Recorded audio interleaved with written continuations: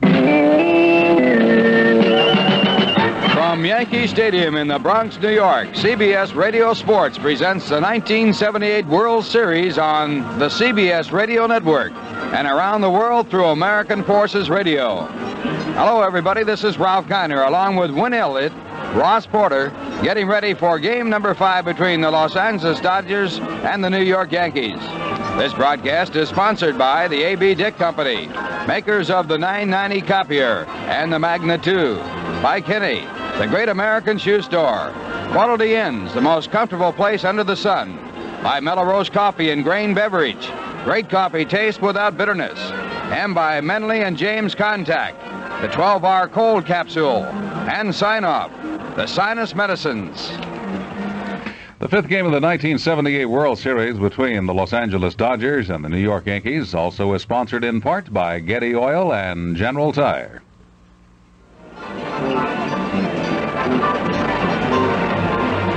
Well, it's game number 5. The series all tied up at 2 apiece, each team winning their games on their home grounds. The Dodgers, the first 2 in Los Angeles at Dodger Stadium. The Yankees, the next 2 in New York at Yankee Stadium. Today is the last game to be played here in New York, and if there's a home team advantage, the Yankees will have to win today if they hope to offset the Dodger advantage of playing the final game or games in Los Angeles. Today is a cool, clear day, not really too bad for baseball in New York in October. The pitchers are Jim Beattie for the New York Yankees, Bert Hooton for the Dodgers. Game time is just a few minutes away. Hey, sports fans, did you know that now there's a great way to enjoy the series at home? I'm talking about Melrose Coffee and Grain Beverage.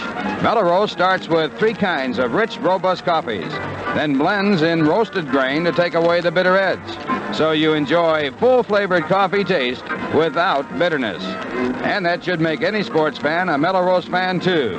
Pick up some Melrose at your supermarket today and enjoy great coffee taste without bitterness. Available in ground and instant. Take your contact, take it now. Give your cold to Contact. I'm going to change your mind about nighttime cold medicine.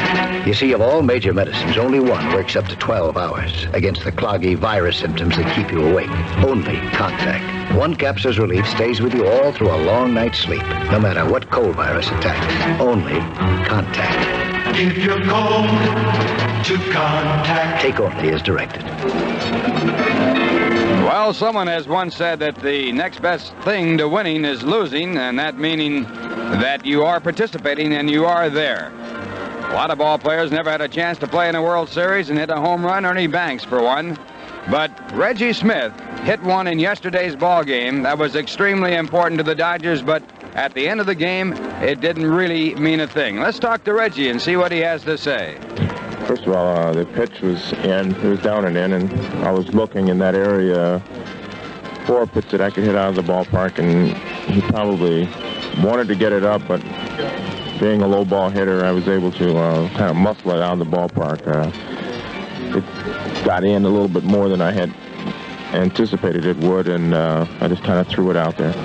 Reggie, it was your 6th World Series home run. Of course, you have to be in World Series to hit home runs, and it could have been the important base hit of the ball game as it put the Dodgers in front by a score of 3-0. Later on, the ball game, of course, was tied up, and the Yankees did win it. The record books are full of people who have hit home runs to win ball games. They don't write much about the fellow who hit a home run as big as yours and it didn't win a ball game, but it could have. That's one of the disappointments of baseball.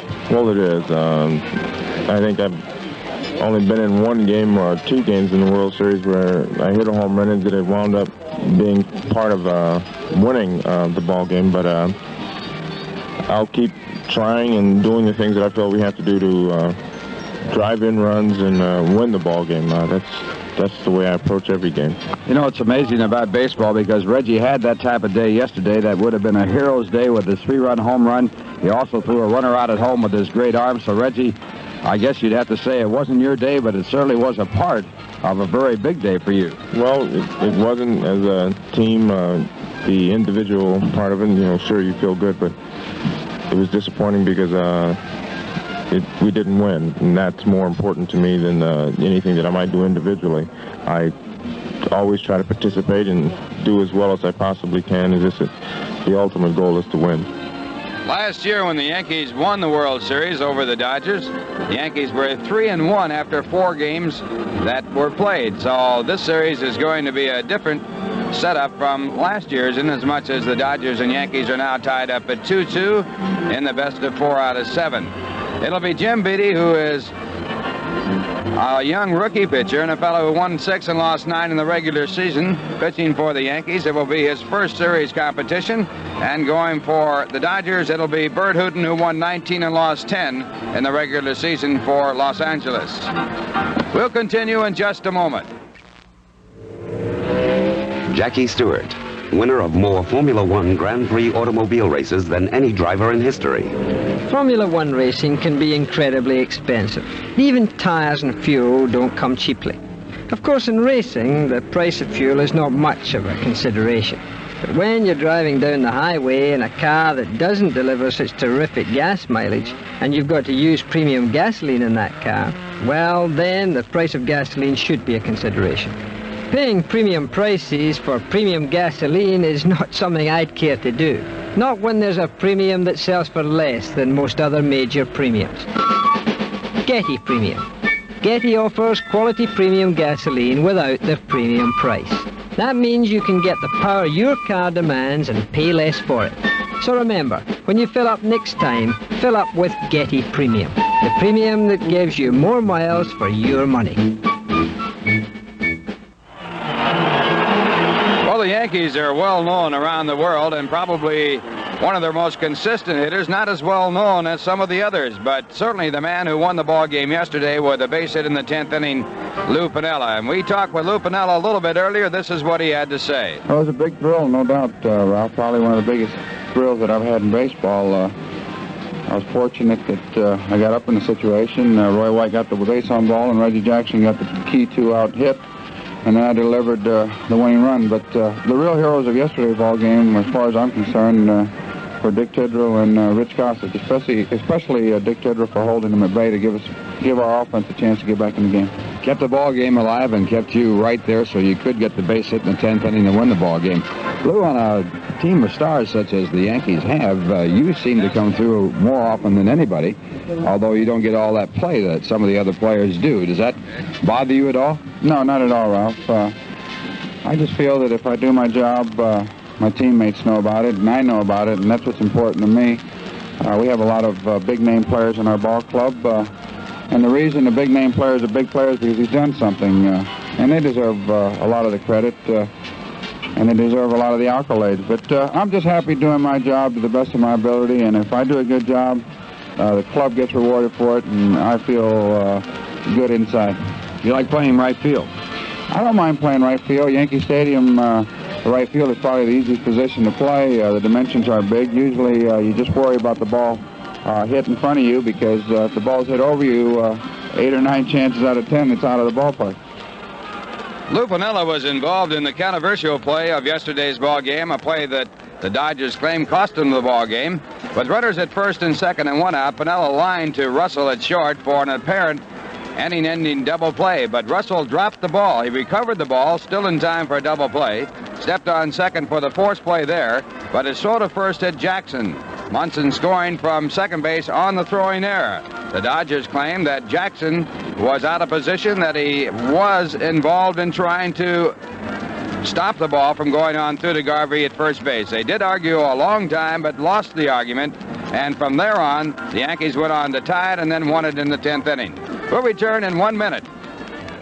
Here's Barsman and McCormick for Quantel Business Computers. Well, today we're talking with another businessman. Sir, will you tell us about your company? Yes, I'm in farm animal clothing. Oh, you sell farm animal clothing. That's right. Little hats for chickens, bull boots, pig masks. Well, that's extraordinary. Tell me, how do you keep track of these items? That's a very good question. I used to have a great deal of trouble keeping track of pig mask sales figures in my moose antler inventory. Well, you might say you were on the horns of a dilemma. Hey, well said. Anyway, then I installed a Quantel Business business computer and brought everything under control. A Quantel business computer sounds expensive. Absolutely not. I lease my Quantel computer for a paltry $345 a month. Excuse me, but don't you mean a paltry $345 a month? No, I mean poultry.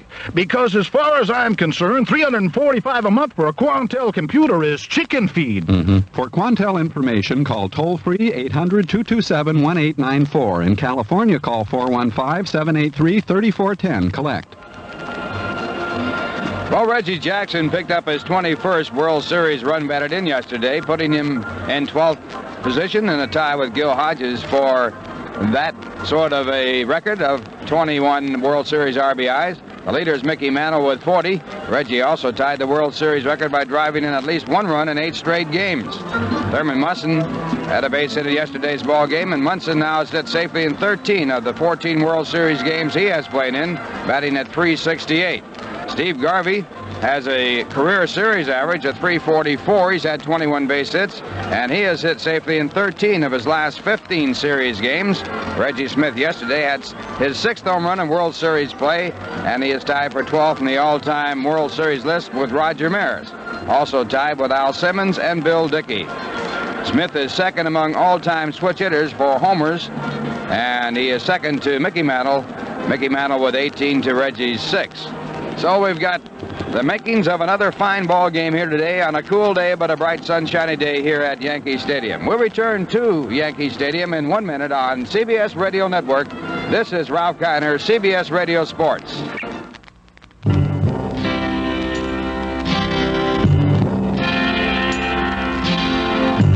Someday you'll own. Someday you'll own. Sooner or later, you'll own Generals. Don't buy tires until you visit your General Tire headquarters. You'll find a tire that's right for you and a price that's set for today's budget. Choose from steel-belted radial, glass-belted polyester cord, and economical 4-ply nylon cord tire.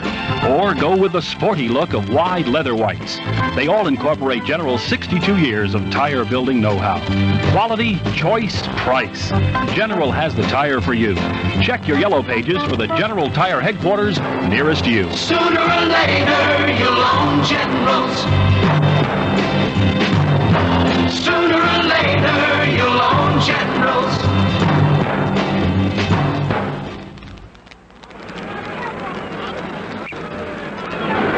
From Yankee Stadium in the Bronx, New York, this is Win Elliot along with Ross Porter, where CBS Radio Sports is pleased to present game number 5 of the World Series between the New York Yankees and the Los Angeles Dodgers. Actually, it's the best 2 out of 3 now, when Lou Piniella picked that shoulder-high pitch on the outside of the plate and stroked it into right center. And the 10th inning yesterday, that cut the remaining games to 3 and guaranteed a return to Los Angeles. So much to talk about this series. It started off as a slugfest, but the past 3 games have been just as exciting as you could hope for. Here in person, we're about to meet the National League champions, the Los Angeles Dodgers, and they get their accustomed greeting, as you expect. And as they come out in their visiting blues, they're greeted. Remember the first game, 11-5, Lopes with the 5 RBIs and the 2 home runs in Los Angeles, that was. And still in California, it was Ron Cey with the 3-run blast and another single who brought in the victory for the Dodgers. Of course, there was the final confrontation as young Bob Welch faced experienced Reggie Jackson and struck him out for the last pitch of the game as the Dodgers made it 2 straight 4-3. And then the day of rest and back to Yankee Stadium, where Ron Guidry struggled through 9 innings. Roy White got him a lead with a home run in the first inning. Then in the 7th inning, a combination of infield hits and a Reggie Jackson single, and Greg Nettles' fantastic day at third base brought the Yankees their first victory of the series, 5-1. And then yesterday, a seesaw, 0-0 game. How could it be seesaw, 0-0? Because both teams threatened. Then Tommy John settled down, so did Ed Figueroa, until that one stroke with 2 Angelinos on base by Reg Smith gave them seemingly an insurmountable 3-run lead. Then in the 6th inning for the Yankees, Jackson brought in 1 with a sharp single. Then that kooky play around second where Lou Piniella stroked a line drive that Bill Russell maybe should have caught, but it bounced out of his glove. One bounce, stepped on second, forcing Jackson.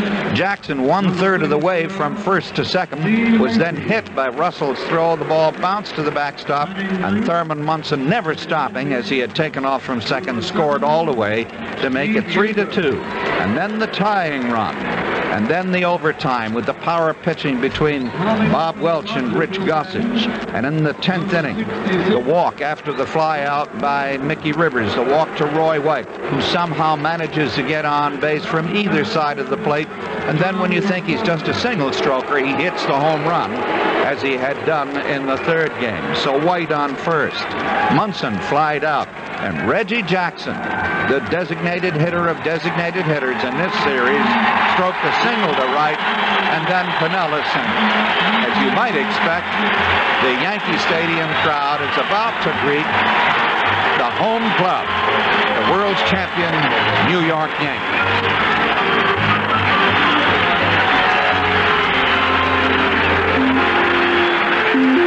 So there you have it.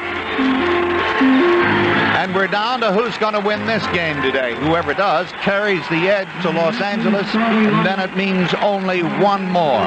So the team that wins it today has the pressure put on the other. You know, in the series between the Yanks and the Dodgers in 1956, the Yankees lost the first two. They won the fourth game. It was young Sturdivant with Mantle and Bauer hitting home runs in the fifth game. The game that would be coincident with this one in series history was the day when Don Larson pitched the perfect game, gave the Yankees the 3-2 edge. But Clem Labine of the old Dodgers came back to outpitch Bob Turley. Actually, Turley did a better job, but Labine got just that one break. And in 10 innings, the Dodgers won the game 1-0. The seventh game was truly anticlimactic after all that tension. Johnny Cooks and the Yankees won it, going away 9-0.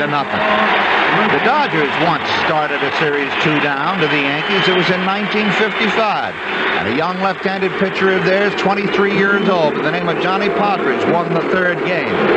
The fourth game, the Dodgers unloaded 14 hits and beat Don Larson. Then they went on to win that series in an unforgettable seventh game. I think it was the seventh inning when Sandy Ambrose, running as hard as he could to the left field line, stuck out his glove and caught the slice smashed by Yogi Berra. So there's been lots of history, lots of excitement in series between these two teams. The Dodgers had done it in 55, coming back from losing the first two. The Yankees have done it, coming back losing the first two in 1956. It's happened again since. In 58, the Yankees not only lost the first two, but they were down 1-3 to Milwaukee and beat them. The Dodgers in 65 did the same thing against Minnesota. And in checking, and out of respect to the fact that so many of us have had Jim Gilliam on our minds, in the seventh game of that series, with Sandy Koufax coming back to pitch with just 2 days rest, he gave up 3 hits and he beat them 2-0, but it was made possible by a Greg Nettles type play by Jim Gilliam. In the fifth inning, Quillisi had doubled, Rollins walked. Remember, there are men on first and second now, and Versalles, the shortstop, smashed the blast down the third baseline. Gilliam dived, backhanded the ball, got up, and trotted to third. So, Robert Merrill, and with Chief Petty Officer Ron Norman of the U.S. Navy, as we honor America with our national anthem. Oh, say, can you see by the dawn's early light what so proudly we hailed at the twilight's last gleaming, whose broad stripes and bright stars through the perilous fight o'er the ramparts we watched were so gallantly streaming, and the rockets red left, the bombs bursting in air, gave proof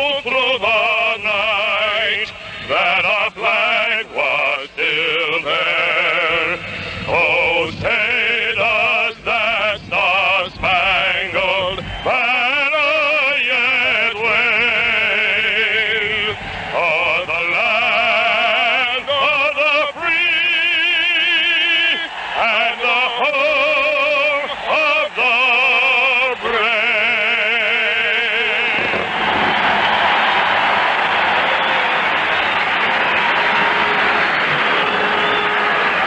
The ceremonial first ball to be thrown out by comedian Bob Hope. And as he does that, what do you say that we take a moment? We'll be right back after this word.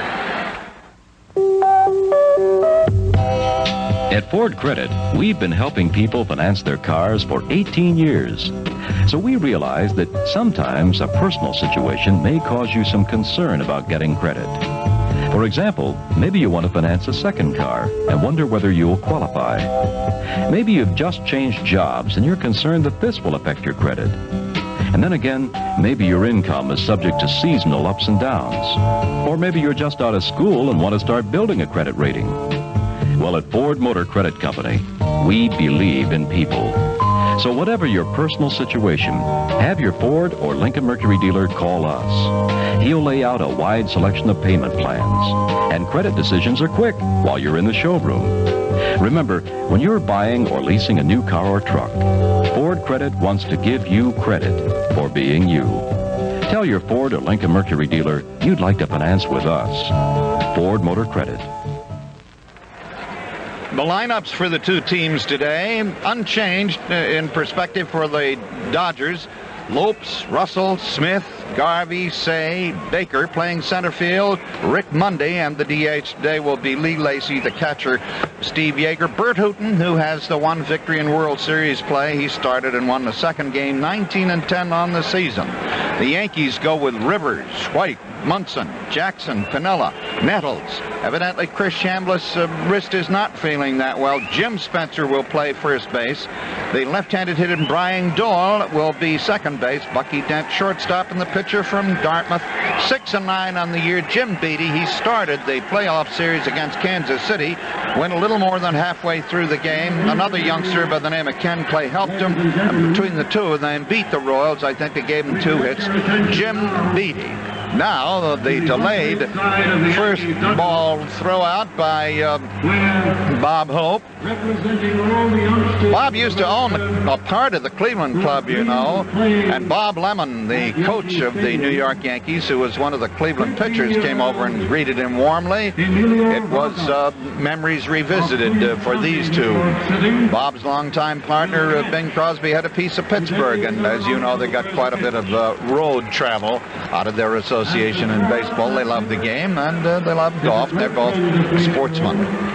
And now the ceremony is about to take place. Let's give you the umpires. Frank Pulley of the National League, the man who called the Jackson play yesterday, is behind the plate. Joe Brinkman of the American League on first base. Marty Springstead in right field. Bill Haller of the American League is on third base. John Kibler down the left field line from the National League. And Ed Vargo from the National League, who started the series behind the plate, is behind second base. And as you hear, thanks for the memory, Bob takes his seat with a big grin. I imagine he'll occasionally have something to say about this one in time to come. And now the hush settles over the crowd. This is the edge game. Each team has taken 2 apiece. Each team has come back from having lost the first 2 to win the series against the other. And we're about ready to head out to Los Angeles tomorrow. So much in this series has depended on where the game has been played. I think an impartial observer would have had to say that so many of the left center field blasts by the Dodgers yesterday would have been home runs in Los Angeles, in Dodger Stadium.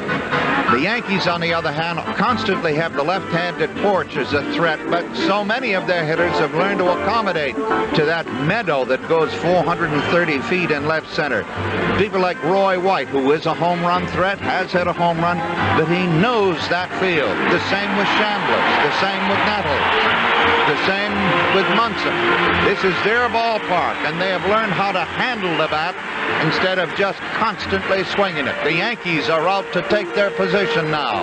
And as they toss the ball around the infield, let's remind you that this broadcast is presented by authority of Major League Baseball, and it's intended solely for the private, non-commercial use of our audience, and any publication, reproduction, or retransmission, or other use of the descriptions and accounts of this game without the express written consent of Major League Baseball is prohibited. So, young Mr. Beatty, who prepared for life and baseball up in the hills of Hanover in New Hampshire, one of the Ivy League schools called Dartmouth. Better known for football players than baseball players, although I do think Pete Broberg was a Dartmouth pitcher. In years gone by, the Yankees have had the likes of Devlin, who was a Harvard pitcher.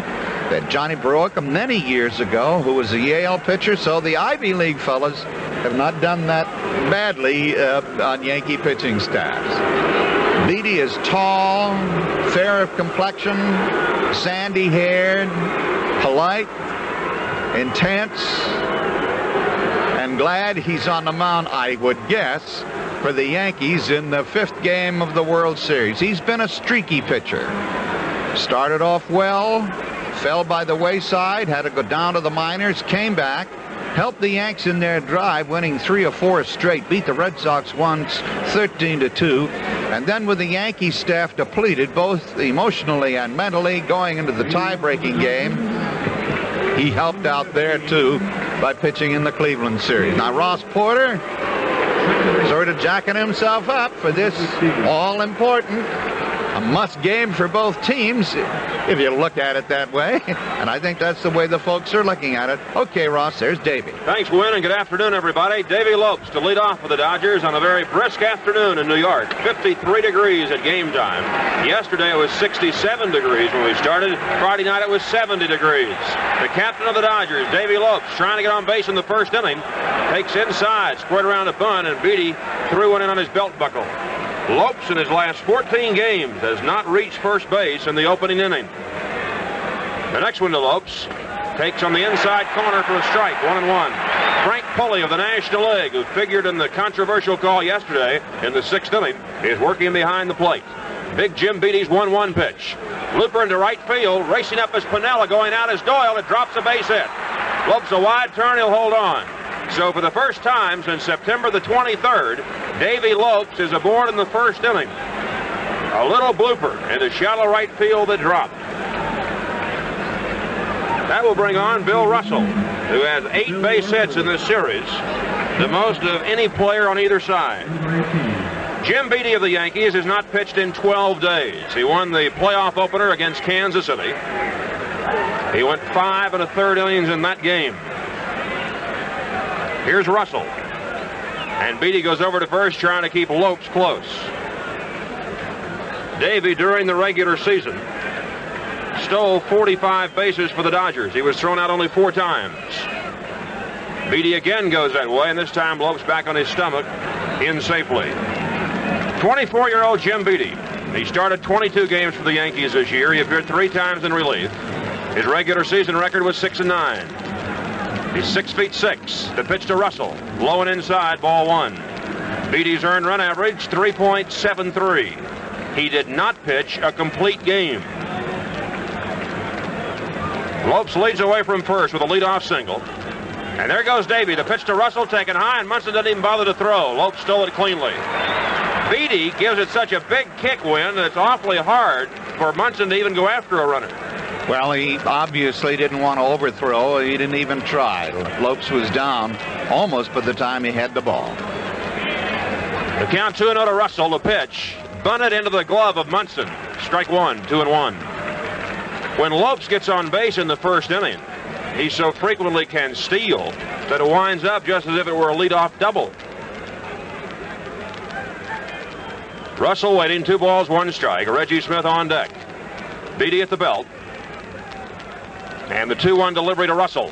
Laced foul upstairs off to the right, 2-2. He was obviously reaching to punch the ball to the right side so that he would move Lopes over to third. And Tom, at the moment, at any rate, is playing for the quick lead, at least a 1-run, peck and get out front. Russell, one of the most unselfish players in the game. He will often give himself up in this situation to get Lopes over. The stretch by Beatty and the 2-2 pitch. Lopes going to third. A ground ball over first, foul.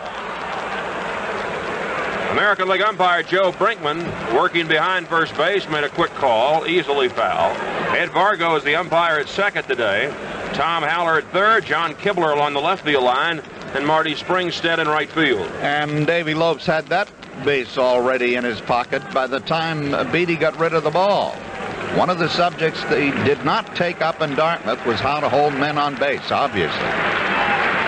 Dent trying to cut down Lopes' lead out at second. 2-2 pitch to Bill Russell. Low and outside, ball 3, 3-2. Beatty has been troubled by control problems during his career. He led the Yankees this year in wild pitches and hit batsmen with 8 each. Now the 3-2 pitch coming to Russell. Fly ball to left field. Roy White looks up into the sun. Now drifted in even more for it and makes the catch. Lopes holds on at second. The only sun left at Yankee Stadium is in the left field area, and that will be a problem for Roy White and for Dusty Baker of the Dodgers for probably the next hour. And here at the stadium, that is a problem. It comes in over those stands, and it is a tough one. In other parts, it's right field, but right here, it's left. And as Ross said, probably for another hour. Reggie Smith crashed a 3-run homer for the Dodgers, 3 runs yesterday off Ed Figueroa in the 5th inning.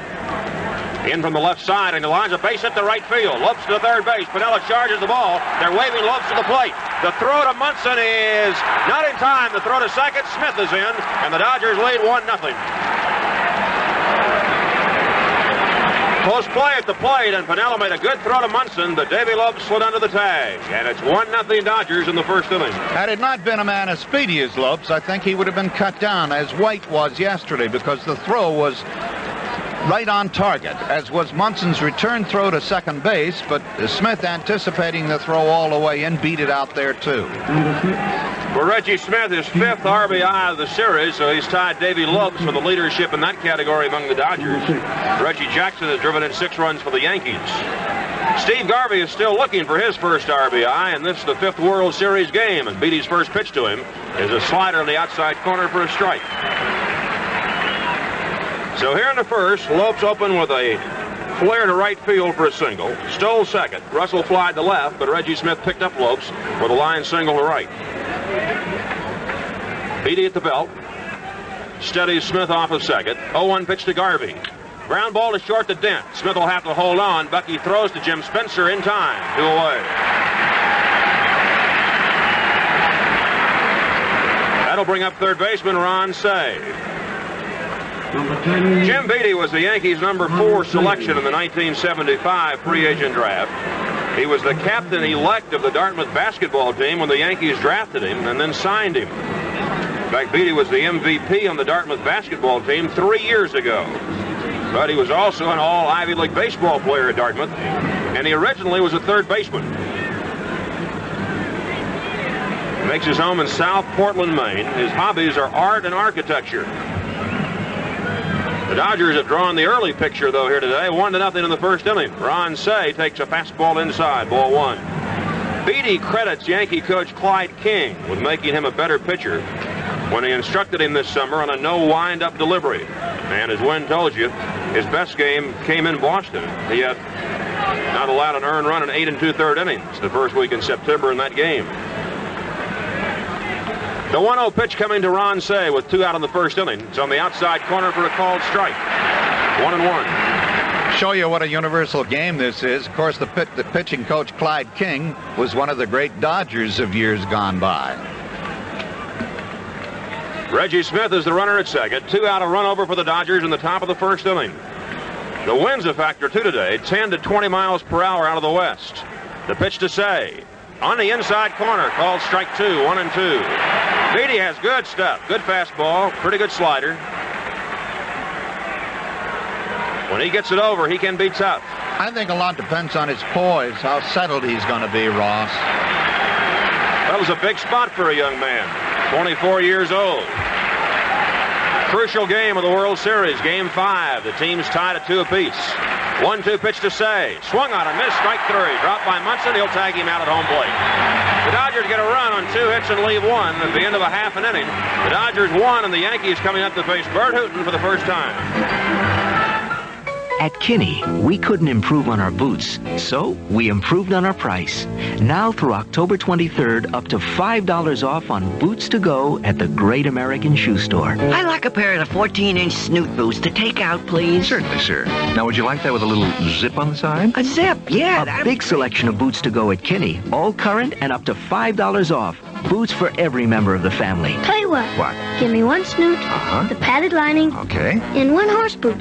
And hold the stitching on that, could you? You got it, partner. We couldn't improve our boots, so we improved our price, up to $5 off. But remember, now through October 23rd only. I'd like 1 tan heel with strap and 1 brick wedge, please. Yes. And maybe for my young daughter, the whip Stitch boot special. Well, how did you know? Well, Boots to go at Kinney. Fast and friendly service. Step up to Kinney and place your order now. And really step out in boots to go. From Kinney, the Great American Shoe Store. So as we come to the Yankee half of the first inning, the Dodgers holding a 1-0 lead and chalked that one up to speed, Davy Lopes' speed. He blooped one to right field for a single, then stole second. And it was that move that gave the Dodgers their run, because had he not been on second, he certainly would not have scored on a Reggie Smith single to right field, and even then, a slower man than Lopes might have been cut down by a perfect throw by Lou Piniella. It was a perfect throw, but Lopes' anticipation and speed of foot beat the throw in. So it's Davy Lopes with the first score of this 5th game, just as Davy had dominated the first game out in Los Angeles. In a lesser way, he's got the Dodgers started here. For the first inning for young Mr. Beatty, not bad. 1 solid hit, 1 blue pit, recovered his poise well enough to keep Smith anchored on second, and got the dangerous Ron Say on a strikeout, as you heard. And now, pitching for the Dodgers, Mr. Knuckle Curve, Bert Hooton from Texas, who lasted long enough to get the decision in the second game in Los Angeles, a very tight one, which the Dodgers won 4-3. Bert had a bit of a struggle and had to be taken out after some 5 innings. He was perhaps the most effective pitcher for the Dodgers throughout the year. And as far as the Dodgers are concerned, it's Bert who should be the Cy Young Award winner in the National League. And as we go into his first half inning of pitching here, we're going to have to see what he does in this first inning. The throw down to second. The first pitch will soon be on its way. And very speedy Mickey Rivers, who performs the same function for the Yanks that Lopes does for the Dodgers. If he gets on, it's almost an automatic double. Of course, he's had trouble with a hamstring. Ross? The Dodgers have just scored in the first inning for the initial time in this series. And now Mickey Rivers, Roy White, and Thurman Munson to face Bert Hooton, who winds and delivers, and Rivers swings and misses. In that second game in Los Angeles of this series, Hooton left after facing 1 batter in the 7th inning. He was credited with the 4-3 Dodger triumph. Rivers, a looper to right field, going to drop for a base hit. So Mickey almost swung one-handed and popped it between Lopes and Smith, and the Yankees have their leadoff man aboard. Yeah, he just leaned out and punched it. That's one of the secrets of the Yankee batters. They don't always swing. They punch, push, and find the open spaces in that far meadow. I noticed that the sun and the shadows have now put the left fielder of the Dodgers. His feet are in shadow, but his face is still in sun, so it's coming in. Mickey Rivers now hitting .400 in the series. Roy White hitting .333 as he walks to the plate to bat from the left side. Catcher Steve Yeager trying to move center fielder Rick Mundy a little bit toward right center field. The Dodgers with an infield of Garvey, Lopes, Russell, and Say. The outfield, Baker, Mundy, and Smith. Yeager behind the plate. Now here's Roy White. Bert Hooton out of the stretch. Looks at Mickey Rivers, who goes. And the pitch, foul back by Roy White. And Rivers had a good jump.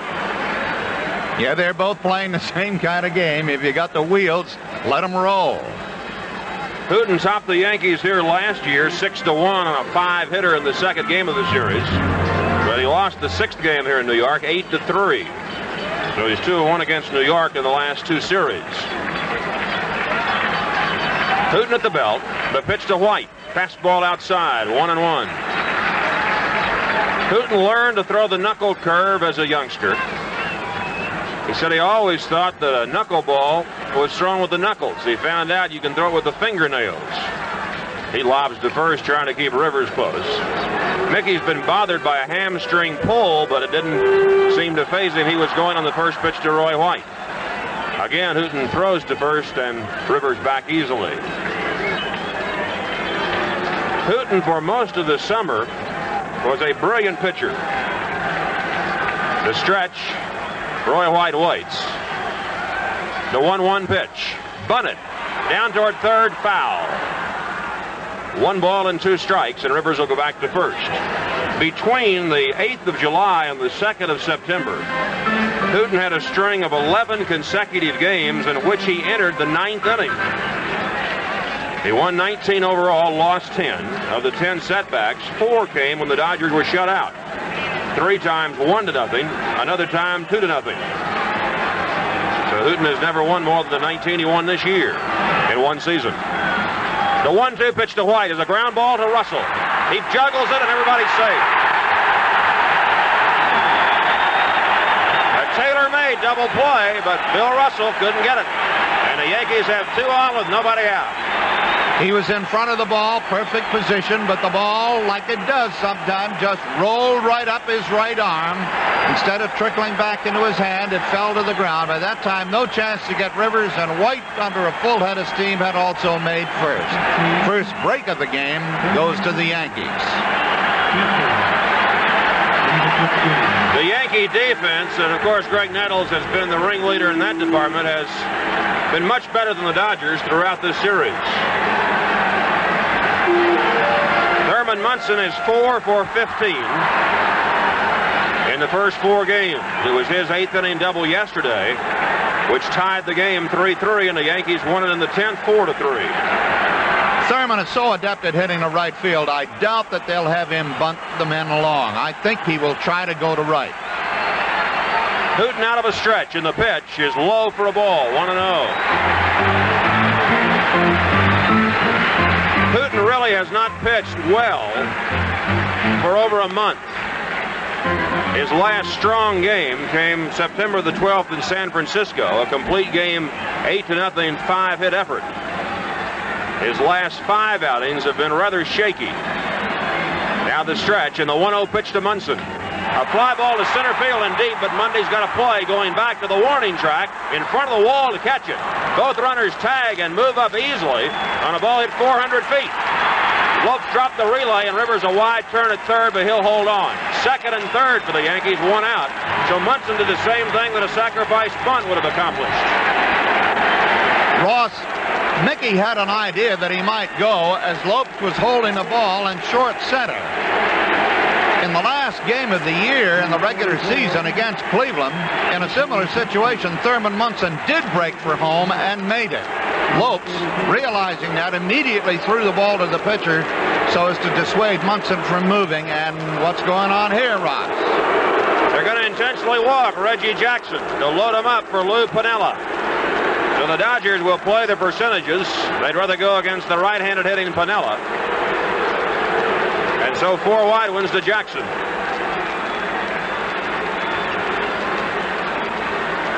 Ball 3, and in a moment, ball 4. We told you Hooten had a shutout over San Francisco in the middle of September. His next outing, he went 6 innings, gave up 3 runs, and lost to Atlanta 3-2. Then against San Diego, he went 7 innings, allowed 3 runs, went out trailing 3-1 for a pinch hitter. The Dodgers rallied and won it for him in the bottom of the 7-5-3. 6 days later against San Diego, Hooten went 8 innings, allowed 3 runs to the Padres, and lost 3-1. He opened the National League Championship Series in Philadelphia, went out after 4 2/3 innings, having allowed 4 runs. And then in the World Series Game 2 in Los Angeles, he went 6 innings, allowed 3 runs, and he was a winner 4-3. Here's Lou Piniella, who won yesterday's game with his 10th inning single off Bob Welch. Dodgers 1, Yankees nothing. But New York has loaded the bases with 1 out in the bottom of the first inning. Hooten could easily be out of the inning, but Russell bobbled what might have been a double play ground ball.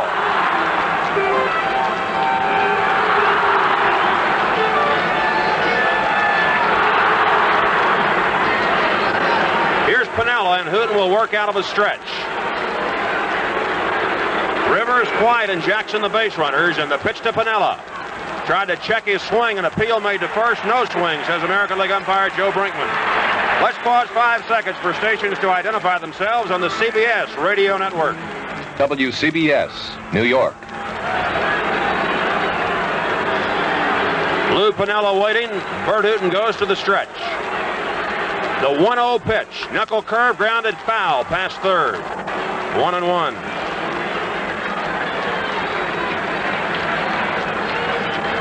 The teams will fly to Los Angeles for Game 6 Tuesday night. You'll hear it on the CBS Radio Network at 8:15 Eastern Time. Jim Catfish Hunter scheduled to go for the Yankees and Don Sutton for the Dodgers. Piniella stepping out, now back in, getting a toe hold from the right side. And Bert Hooten up on top looking down to Steve Yeager. Bases loaded, 1 out, 1-0 Dodgers. The stretch by Hooten. The 1-1 pitch. Broken bat, slow roller to short. Tough to get 2. Down to Lopes for 1. Back to first. They got it. Bang, bang play at first base. But Lopes made a good pivot. And the Dodgers turned 2 on a ball that was not hit that hard. No runs. 1 hit. 1 error. And 2 left. At the end of 1, Dodgers 1, Yankees nothing. The day is done. Coming home. It's time to let it go. It's the moment to unwind. Welcome home. So just say bud. Just say bud. And pour the king of beers and settle back and please yourself. No matter what you do, no matter when or where. You know a glass of bud is like an easy chair when you say Budweiser. Hey, Budweiser, it's absolutely the best way to call it a day, and that's any day. You know what I mean? When you say Budweiser, you said it all. Anheuser-Busch St. Louis. So the the Yankees threaten but don't score, basically because of a very good play by shortstop Russell, second baseman Lopes. The ball barely getting to the shortstop. It was a handle hit by Piniella, broke the bat. Russell scooped it up, underhanded it to Lopes, and Lopes put all the mustard he had on the throw. Luckily for the Dodgers, he did, because the play at first was one of those judgment plays. Could have gone either way. It went the Dodgers' way, and it put the Yankees out of the inning. They threatened with 2 hits but no runs, and as we come to the top of the second, it's 1-2-1 for the Dodgers, 0-1-0 for the Yankees, as Jim Beattie now faces Dusty Baker, and the shadows in left field are now way out to the fence, so the outfielders in left field ought not to have that problem anymore. Okay, Ross. It'll be Dusty Baker, Rick Monday, and Lee Lacy in the top of the second. Bert Hooten getting out of the jam as Russell, after booting a ball earlier in the inning, starts a double play. And it was a photo finish at first base. But Joe Brinkman called Piniella out. Dusty Baker 5 for 14 in the series, and Big Jim Beattie's first pitch of the second is way outside and low for a ball. Beattie won 2 of his 6 games here at Yankee Stadium during the year. His 1-0 pitch to Baker is down the middle for a called strike, 1-1. Beattie won his first 2 major league decisions, then dropped 7 straight, and then came back to win 3 in a row at the end of the year.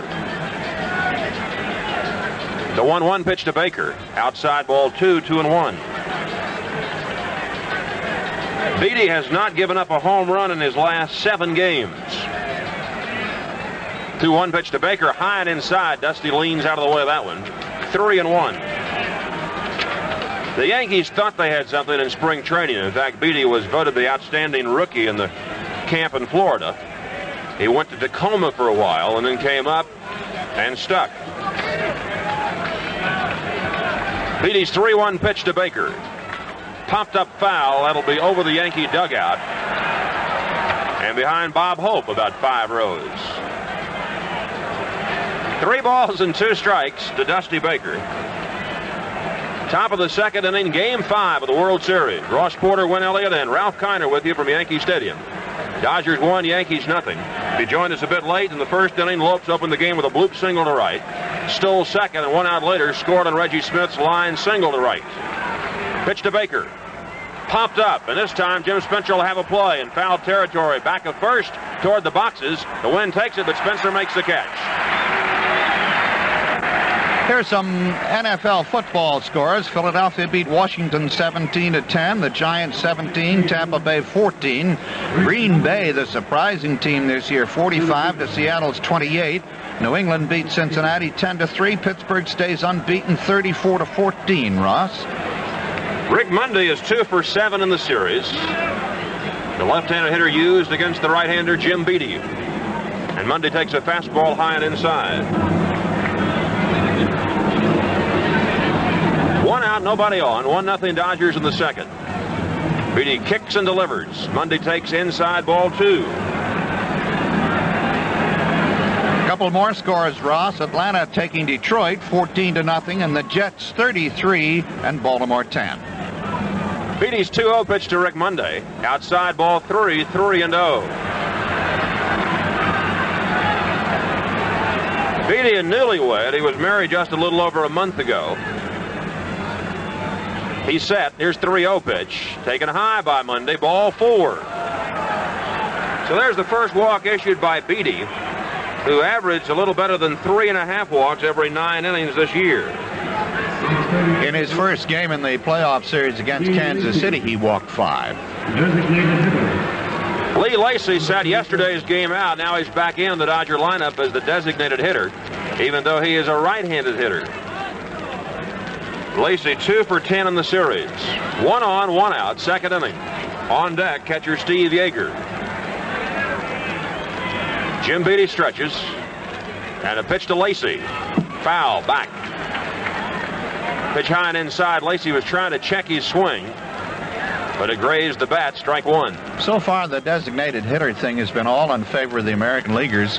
Their designated hitter has been Reggie Jackson.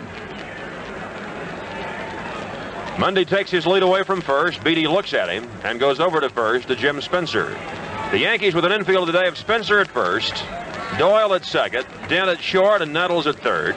Munson behind the plate. White, Rivers, and Piniella in the outfield. The stretch by Beattie. Another throw to first, and Monday dives back this time. He's not particularly a threat to steal, is he, Ross? Not at all, Win. He's only stolen a couple of bases all year, but the Dodgers do like to play hit and run in this situation. Another throw to first, and a little bit closer. Monday eats some dust going back in that time and has to ask for time to clean off his face.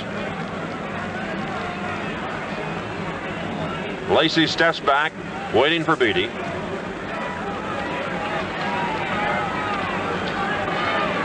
Now the right-hander is ready. The pitch to Lacy, taken high for a ball, 1-1.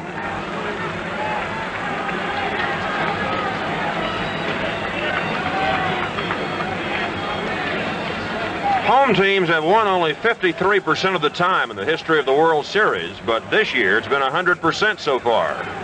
4 games, 4 victories by the home squad. Another throw to first, this time Monday back standing up. Jim Beattie stretches. The 1-1 pitch to Lee Lacy as Monday goes. Strike 2, the throw down to Doyle. He's easily out.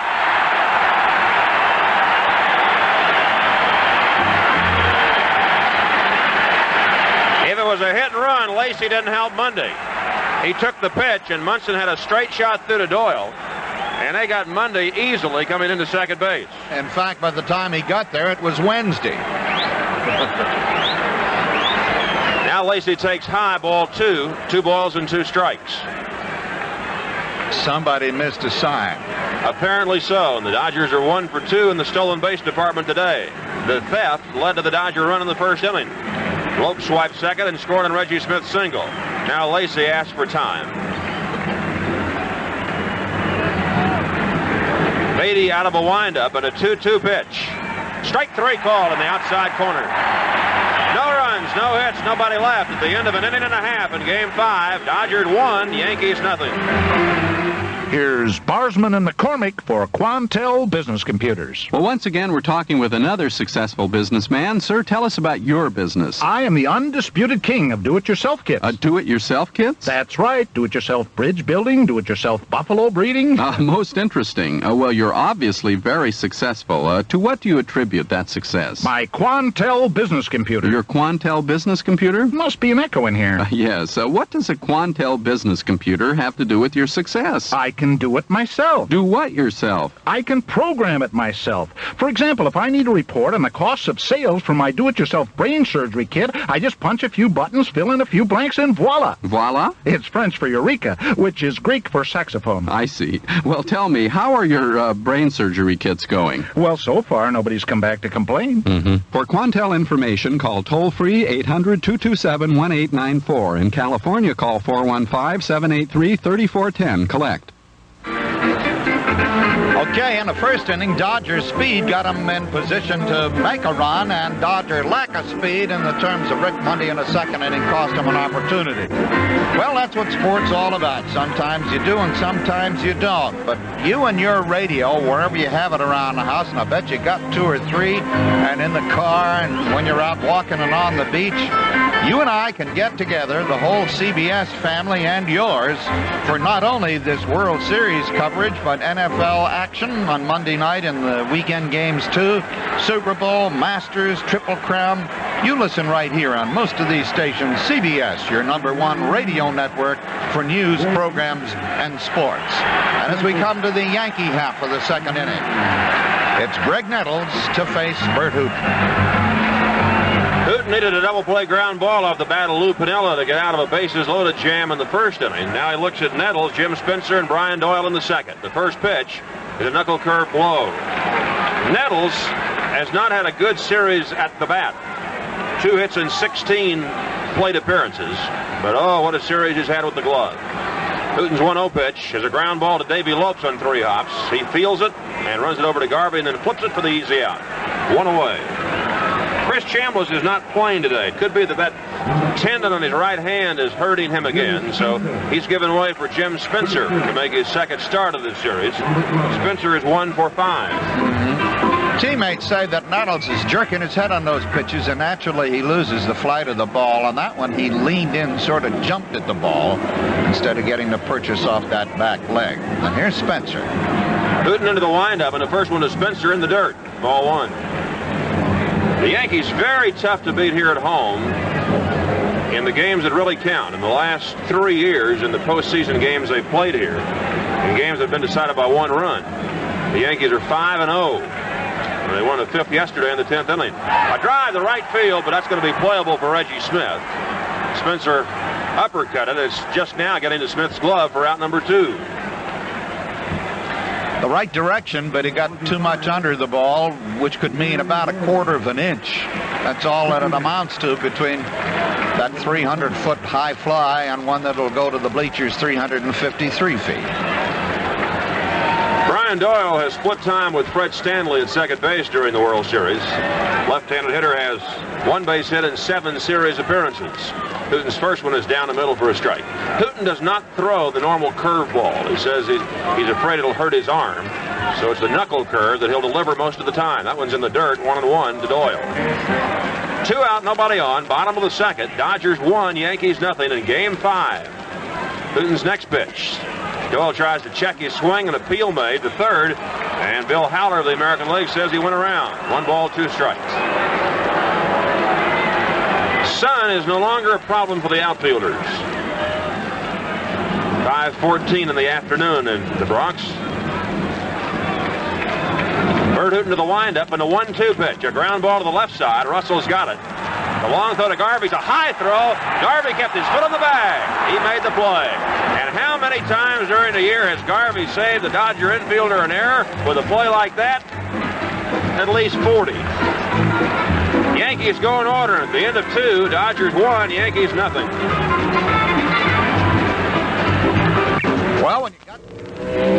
In 1969, Jackie Stewart won his first World Racing Drivers' Championship. He repeated in 1971, then again in 1973. What Jackie Stewart doesn't know about cars hasn't been written. I do know that cars just don't perform the way they used to. One of the reasons is the unleaded gasoline that the new engines call for. Unfortunately, most unleadeds don't have the power that gasolines used to have. Well, Getty Unleaded Regular does. It delivers the kind of power you got from gasoline before they took the lead out. Getty Unleaded Regular actually delivers more power than most other major unleadeds. As an ex-racing driver, that appeals to me. And while Getty Unleaded Regular delivers more power, it costs less than most other major unleadeds. I don't know how Getty does it. But as a Scotsman, that really appeals to me. Getty Unleaded Regular. More power for less money. We're coming to the top of the third with the Dodgers, by virtue of that run in the first inning. The Lopes bloop single to steal a second. Reggie Smith's blast into right field. A sharp single brought the speedy Lopes home. A bounce before the return throw. Lou Piniella. The Yankees filled the bases in the first inning. Lou Piniella got a ball on the handle. It broke the bat, broke the rally. It trickled out to Russell. He and Lopes put together a bang-bang play for a double play. Didn't look like they were going to be able to make it at first, but they did. And that's where we are now. Going to the top of the third, the Dodgers 1-2-1, and the Yankees 0-1-0. And coming to bat for the Dodgers, their sturdy catcher, Mr. Steve Yeager, who when he gets his bat on it can hit a mile. His problem is he doesn't get his bat on it that often. It's Steve Yeager against Jim Beattie, and here we go into the third inning.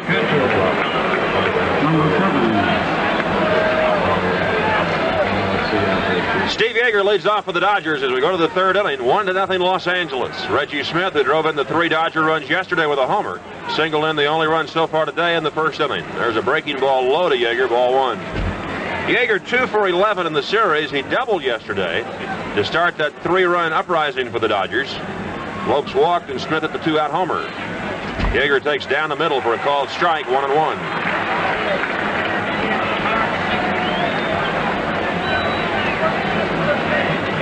Off day tomorrow, Game 6 coming up Tuesday night at Dodger Stadium.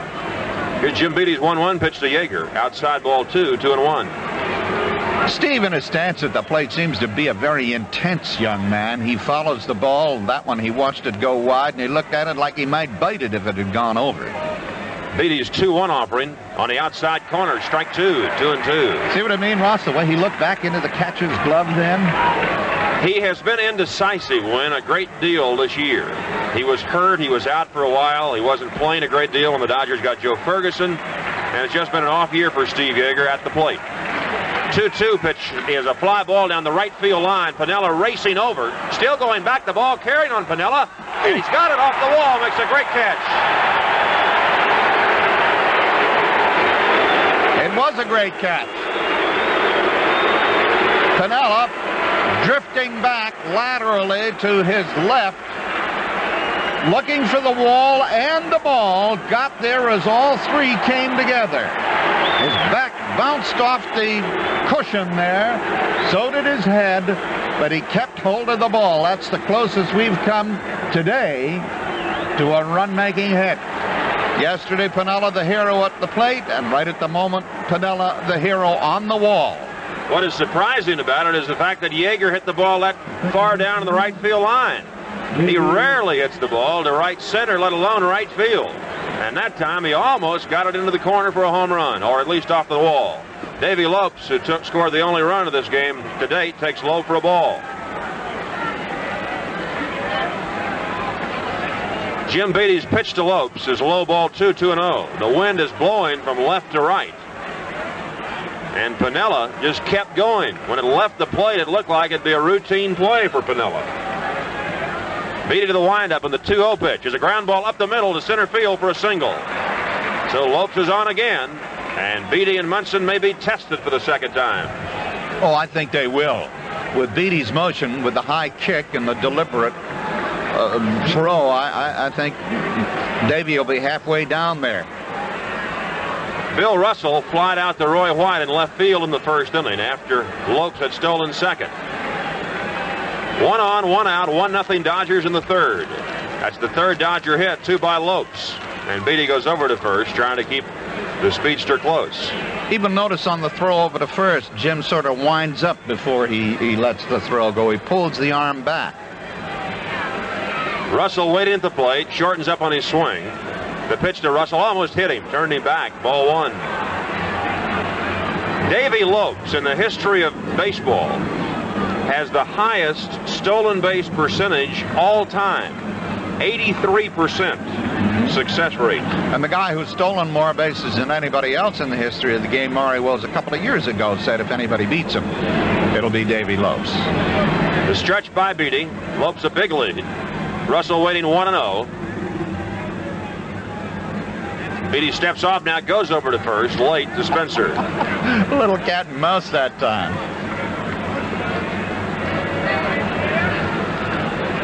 Nettles playing way off the line at third for Russell. Outfield medium depth, Rivers in shallow. Beatty stretches. Another throw to first, and Davy dives back in time without a tag. Now timeout for the moment. Greg Nettles wants to say something to Beatty. On deck, Reggie Smith. Russell waiting patiently. Now the umpires call time.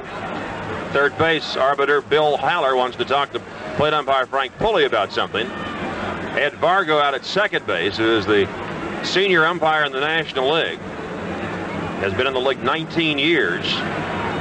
Yelled something down to both of them, and now they're back at their positions. A meeting of the Supreme Court. 1 ball, no strikes to Bill Russell. Beatty stretches. Lopes does not go, and the pitch again almost hit Russell. So both of the first 2 to Russell have been high and tight. 1 run, 3 hits, 1 error for the Dodgers. No runs, 1 hit, no errors for the Yankees. The stretch by Beatty. Lopes does not go. Russell takes a called strike at the letters. 2-1. Russell around as if to bunt. But he was taking all the way, trying to make Beatty throw a strike. The big right-hander set. Goes to first. Lopes back standing.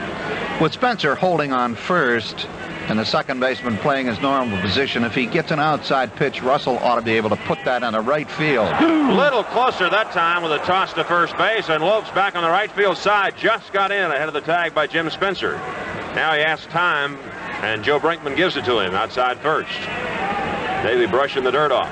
Dry cleaning.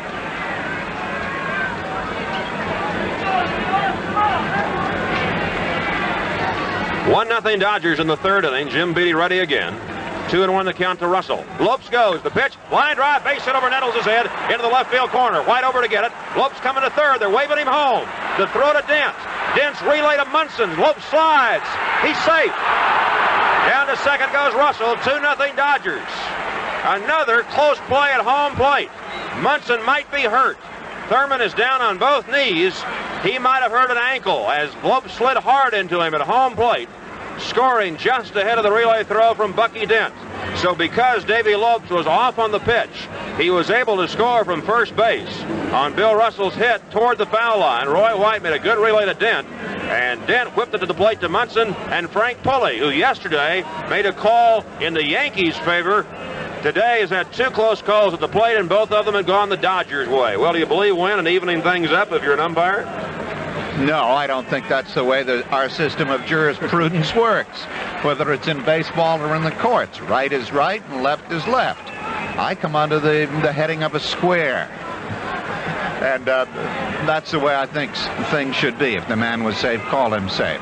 But again, it was the fleet foot, both of them, of Davy Lopes that got the Dodgers home. That was a sharply hit ball. Roy White does not have the best arm. He did get it to Dent. Dent did get it to catcher Munson. The ball and the player arrived at the same time, and the umpire said he was safe. And the Dodgers are up there 2-0 with a man on second, 1 out, and Reggie Smith. Russell credited with an RBI double at second base, and here's Reggie Smith, who singled in the Dodgers' first run. Jim Beatty's pitch to Reggie. Fastball, low and inside, ball 1. And now activity begins in the Yankee bullpen. Back of the left center field wall. 1 out, 1 in. third inning, 2-0 Los Angeles. Ken Clay, who replaced Beatty in Kansas City in the first game of the American League Championship Series, begins to limber up. Beatty stretches, looks at Russell, 1-0 pitch to Smith. Went too far around on a breaking ball, tried to check his swing, but he had committed, and it's 1 ball and 1 strike to Smith. Steve Garvey is on deck. The Dodgers with a single, a stolen base, and a single for a run in the first. A single and a double for another here in the third. Beatty's pitch to Smith.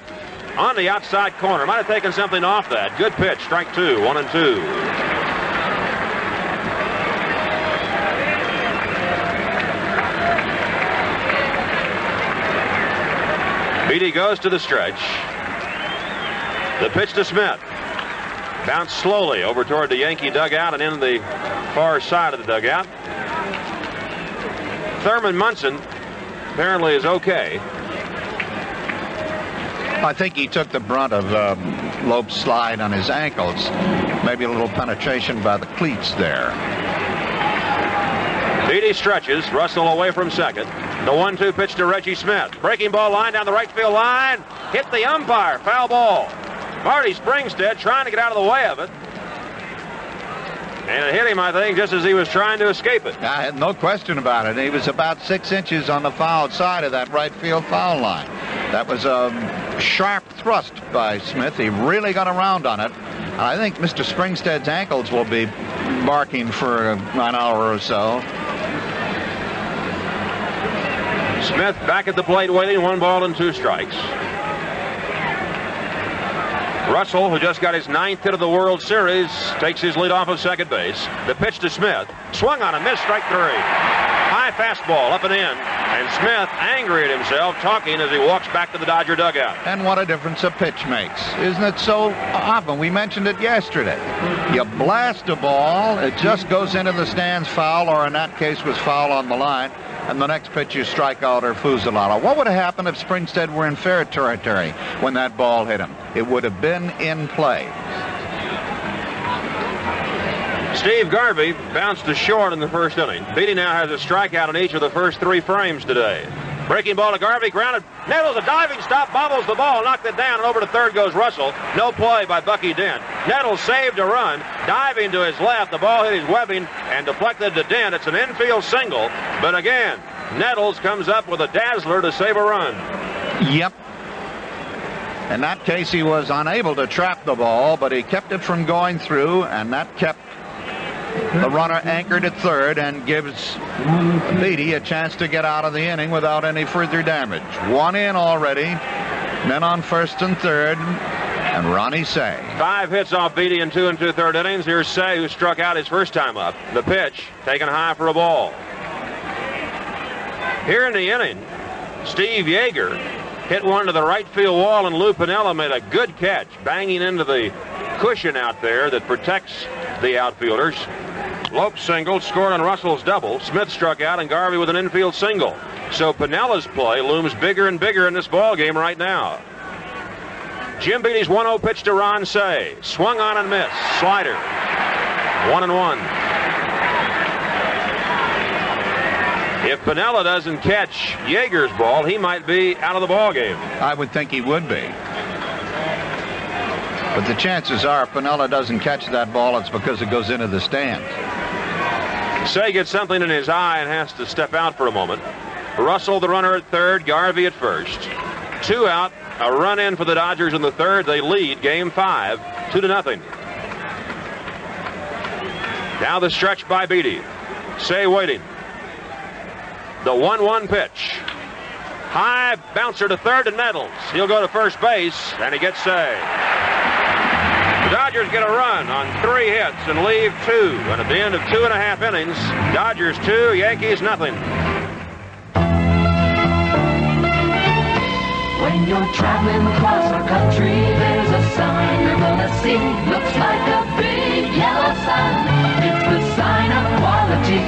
Quality is the most comfortable place under the sun. That's our sign, let it shine. Say where quality, comfort shine. Quality is the the most comfortable place under the sun.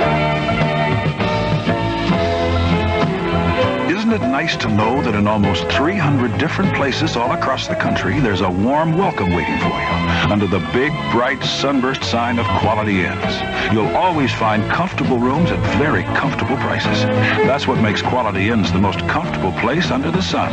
See your travel agent or call us toll-free for reservations. Quality Inns, the most comfortable place under the sun. Quality Inns. 2-1. Los Angeles Dodgers through 2.5. Jim Beattie got out of that inning pretty simply, considering what the Dodgers did. Had 3 hits and only got the 1 run. And as Ross pointed out, had not the first out been garnered in there by Lou Piniella right off the wall, it might have been goodbye for the Green Darter from Dartmouth. The Denver Broncos and Chicago Bears. They play football in Denver for Monday night action tomorrow night. CBS Radio Sports takes you there. Jack Buck and Hank Stram are going to describe the action over most of these CBS stations, and that starts at 8:50 Eastern Time. And starting the bottom of the third for the New York Yankees, it's shortstop Bucky Dent as he faces Bert Hooton. Dent is 4 for 16 in the series with 3 runs batted in. He'll be followed by Mickey Rivers and Roy White in the bottom half of the third inning. Bert Hooton, who escaped a bases-loaded situation in the first inning on a ground ball double play off the bat of Lou Piniella, and got the Yanks in order in the second, delivers high to Dent for a ball.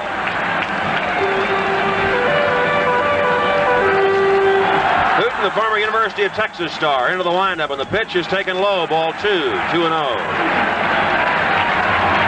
Dodgers with single runs in the first and third, leading 2-0. Hooton's 2-0 pitch. High, ball 3-0.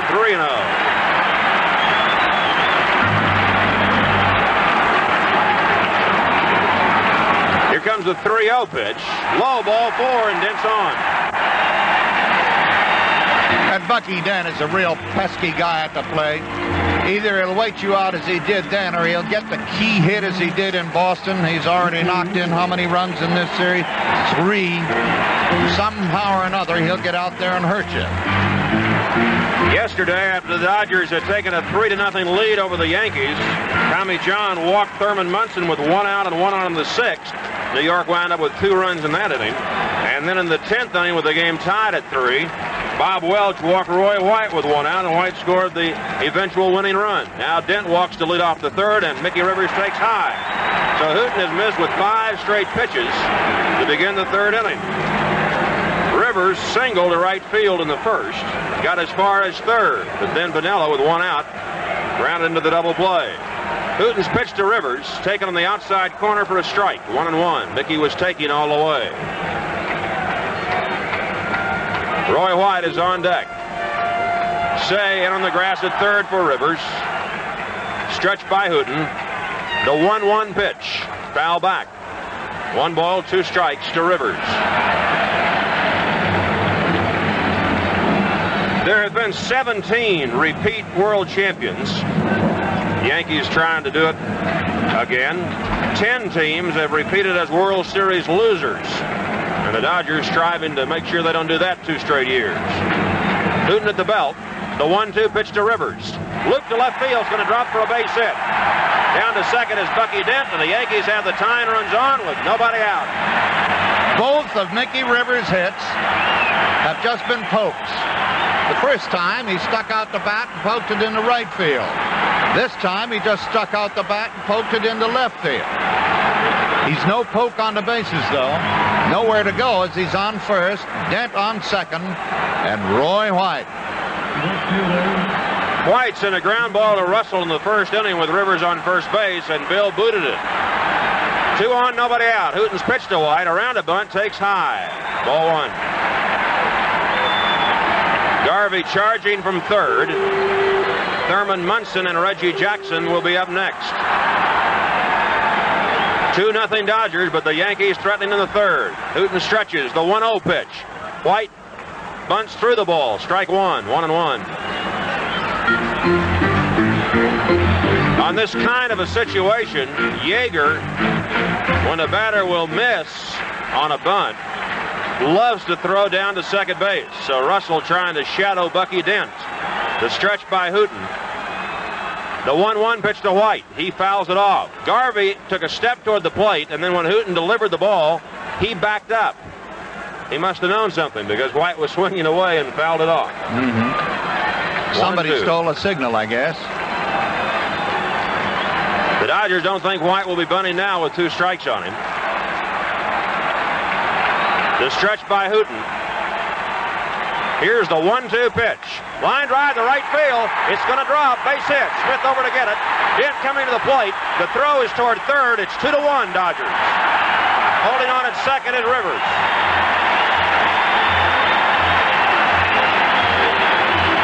Well, what are you going to do against the Yankees?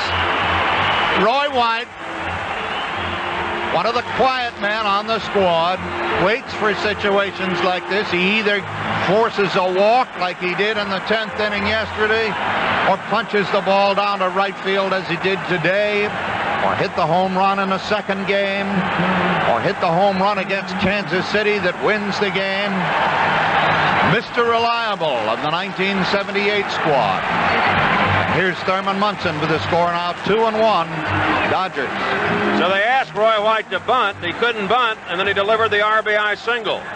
If Rivers is not hurt, he's probably standing on third base right now. But instead, it's first and second, nobody out. And third base coach Dick Hauser of the Yankees wants to talk with Thurman Munson. Lance Rotson gets up to throw in the Dodger bullpen. So the leadoff walk comes back to haunt Bert Hooten. Dent scoring. Rivers is at second, White is at first, and here's Munson, who sent Rick Monday to the wall in center field to make the catch in the first inning. Will Munson be asked to bunt? 2-1 Los Angeles. Hooten's first pitch. Knuckle curve in for a called strike.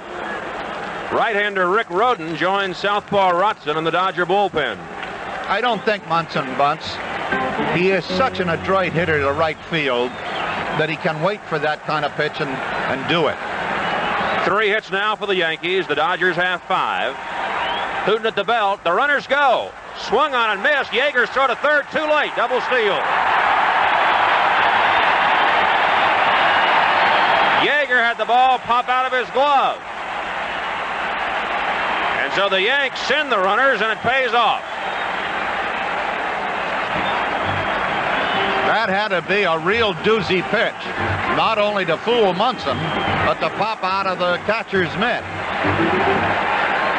Munson waiting now, 0-2. The Dodgers keep the infield back. Nobody out. 2-1 Dodgers. Hooten will work out of a stretch. Here's the pitch to Munson. Line drive, base hit, right field.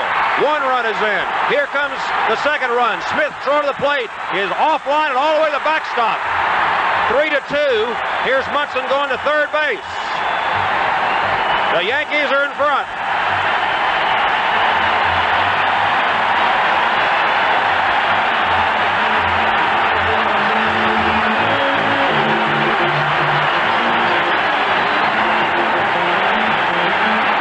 Hit and then the overthrow. An error from Monday gives Munson third base, and it's 3-2 Yankees. 2 runs batted in by Mr. Munson. There are no outs. Munson on third, and Reggie Jackson, the series top hitter, 6 RBIs. 4.67 is average. 7 out of 15. And out comes Tom Lasorda, I presume, to relieve Bert Hooten of the pitching chores.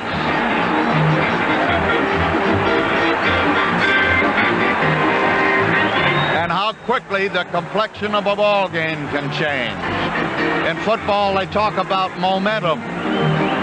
There isn't a thing called momentum in baseball. No matter what the other team does, you're going to get your turn at bat. So you must make the most of your opportunity when it comes. You must create your momentum. And the Yankees sure have done it here. Base on balls. To Bucky Dent. Single to left field by Rivers. Sharp single to right field by White. And then a blast by Munson to right center. And the Yankees are up 3-2. And here's Jackson, Ross. Munson will get an RBI, 2 RBI single, an error on Reggie Smith. Dodgers bring the infield in. The pitch to Reggie is low and outside, ball 1.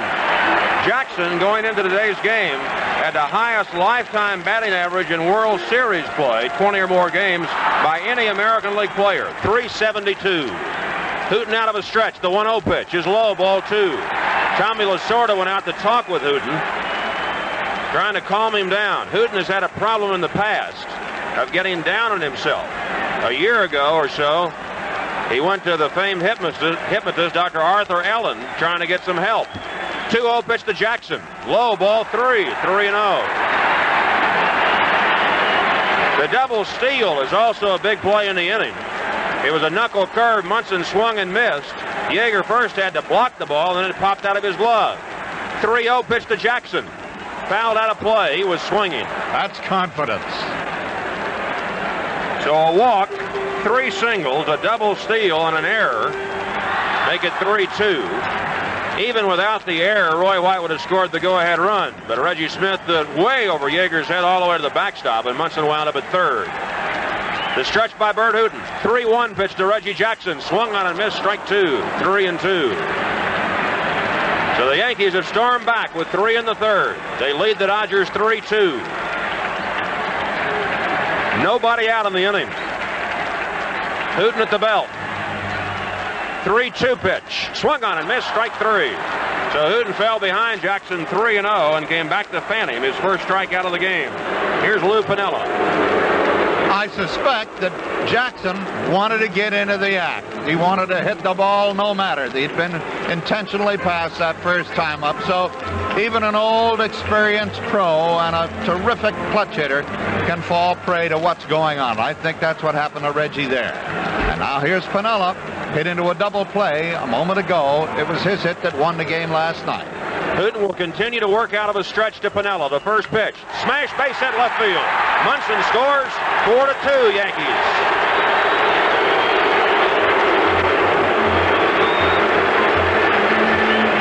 First pitch, and out comes Tom Lasorda again. And that's it for Bert Hooten. 2 visits by Lasorda in a given inning. By baseball rules, you're gone.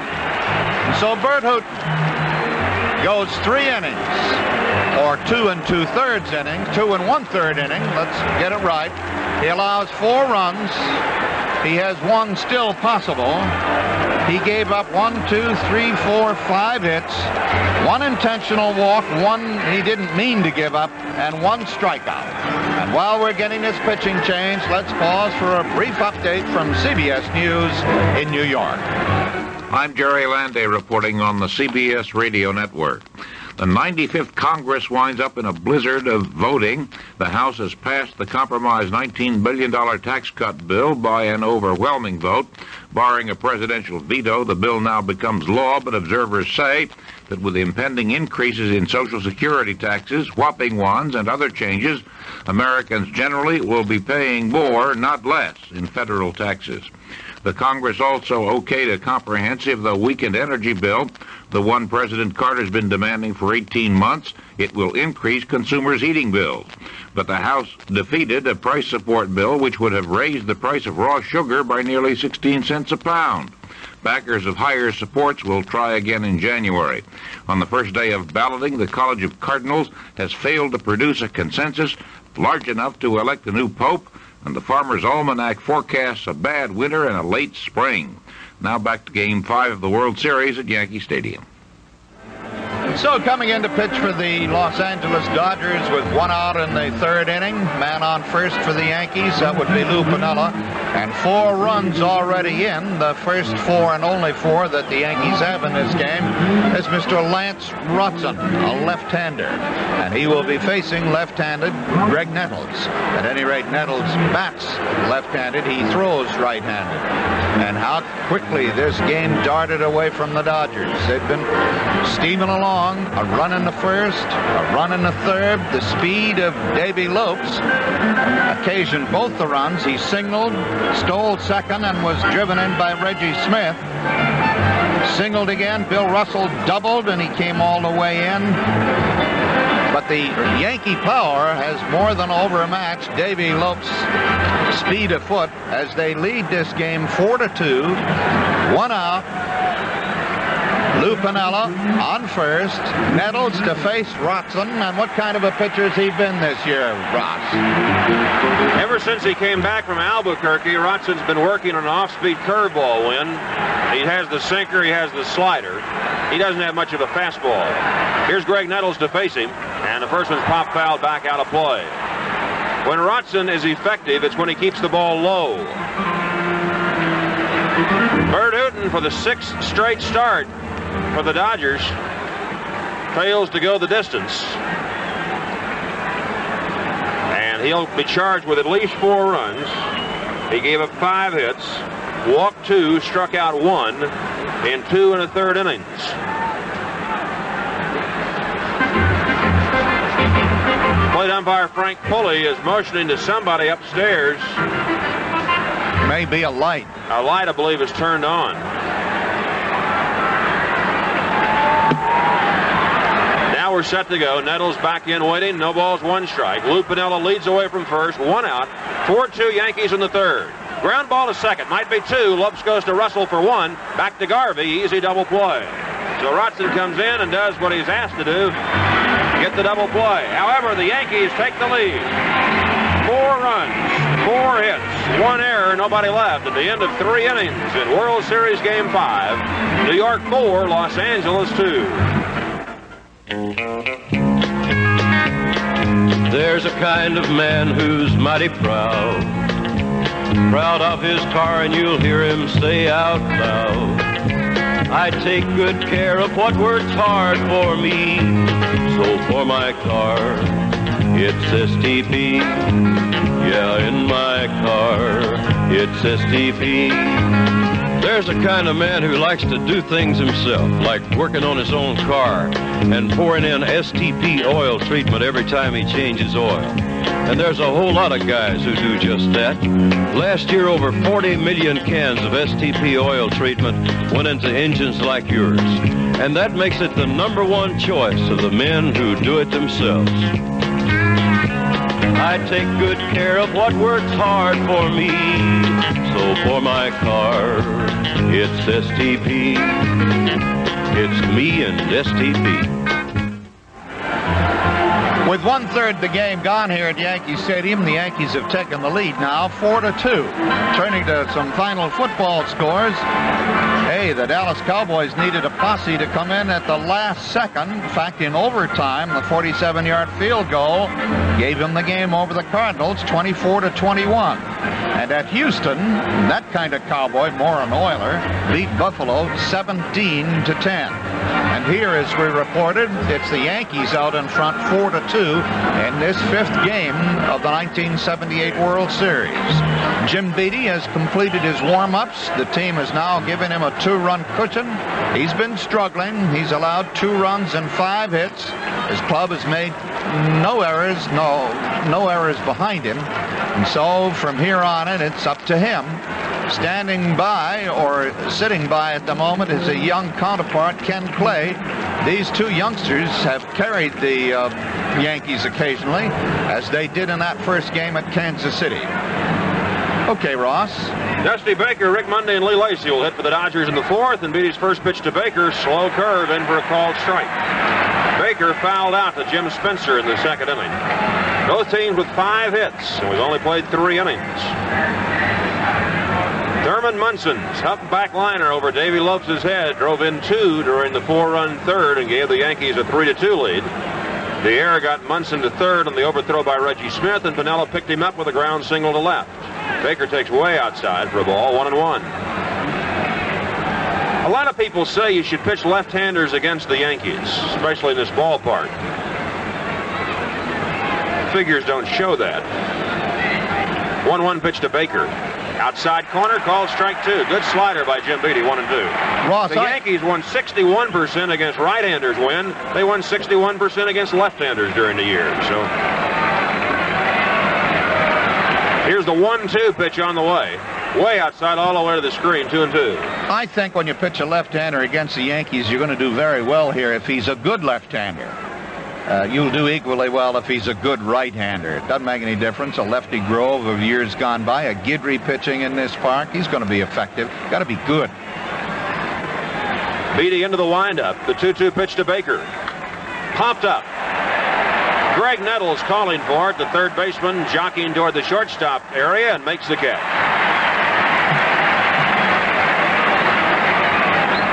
One away. Here's Rick Monday, who walked his first time up. On the other hand, the Dodgers won 60% of the time against left-handers and 58% against right-handers. So there's little to choose there either. Well, their ballpark is a symmetrical park. If you're going to hit the fence, you can do it equally well from any direction. Again, I'll go back to the quality. Guidry was very effective in Fenway Park this year with that left field wall. First pitch to Monday is inside. Ball one. Dodgers got one in the first. Lopes single, stole second, and scored on Smith's single. Los Angeles added one in the third. Lopes single, and Russell doubled him home. But the Yankees came back with 4 in the third to take the advantage. Monday sends a pop-up out in the shallow center field, and Brian Doyle, the young second baseman, backing out, makes the catch.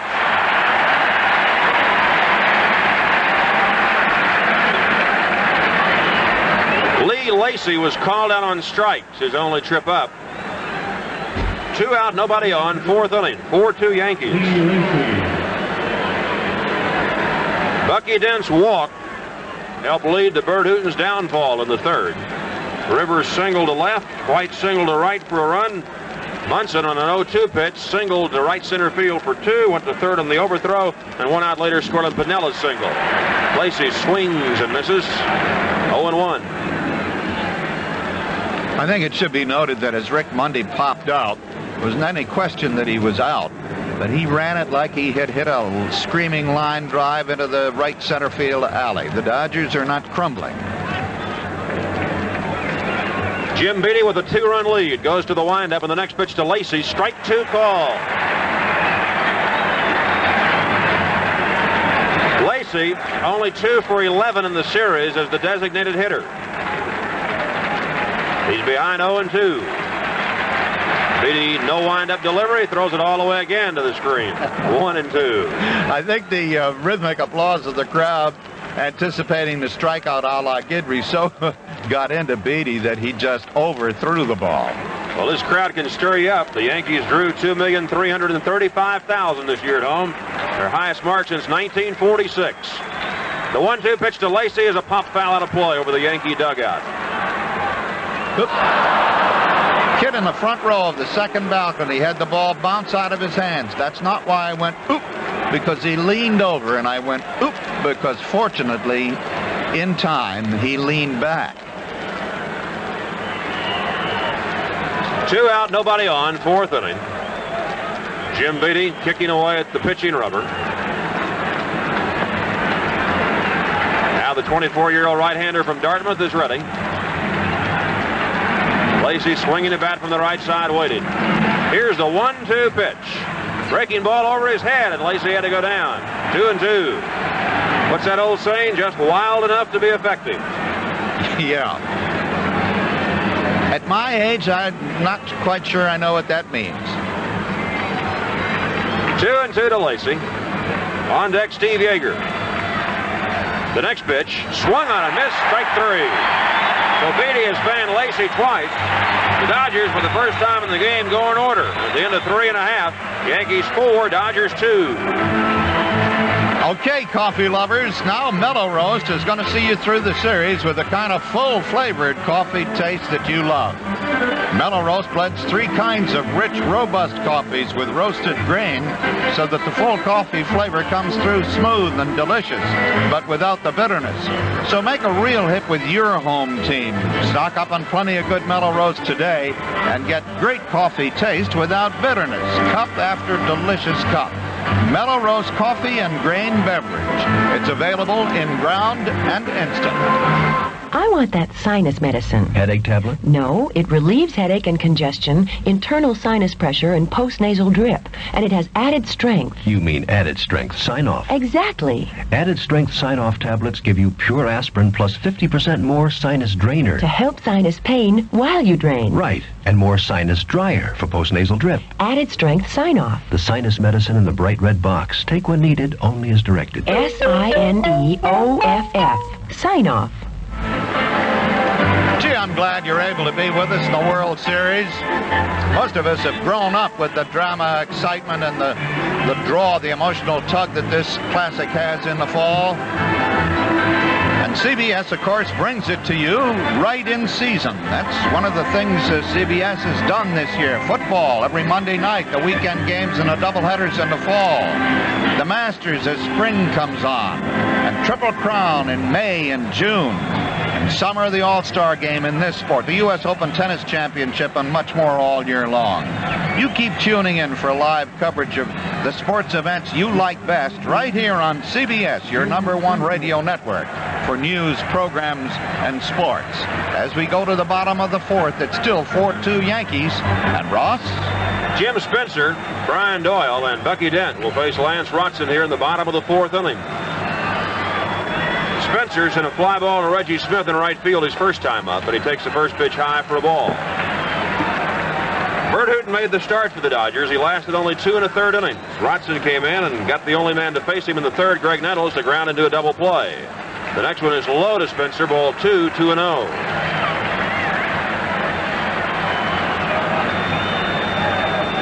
Four runs, 5 hits, no errors for the Yanks. 2 runs, 5 hits, 2 errors for the Dodgers. There's a ground ball to Garvey.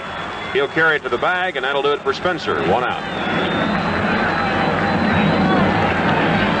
A reminder, tomorrow an open date in the World Series. The teams will both fly to Los Angeles tonight after the game. They'll work out tomorrow at Dodger Stadium. And in Game 6 will come your way Tuesday evening over the CBS Radio Network. Airtime 5:15 on the West Coast, 8:15 Eastern Time. And then Don Sutton will go to the mound for the Dodgers to face Catfish Hunter of the Yankees, unless the managers change their minds. First pitch to Doyle is taken low. Bryan bounced out to Russell in the second inning. Rotson's pitch, a smash, past Garvey to right field, a base hit. The Yankees have their 6th hit and their first off Rotson. Here's Bucky Dent, who ignited the rally in the third inning with a walk. For young Mr. Doyle, that was his 2nd hit of the series, and he handles the bat much like his elder brother, Denny Doyle, a place hitter. 1 on, 1 out, bottom of the fourth, 4-2 New York in Game 5. The stretch by Rotson. The first one to Dent, low for a ball.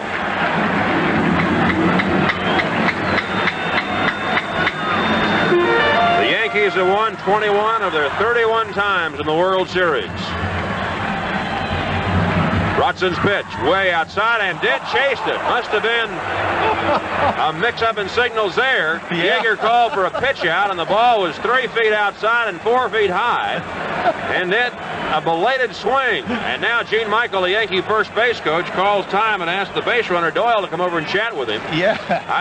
They definitely missed a sign there. I think luckily so. He would have obviously been a dead duck.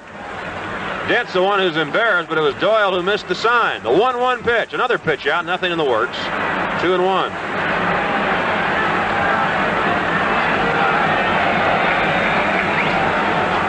The Dodgers seeking their first world title since 1965 and their 4th since moving to Los Angeles.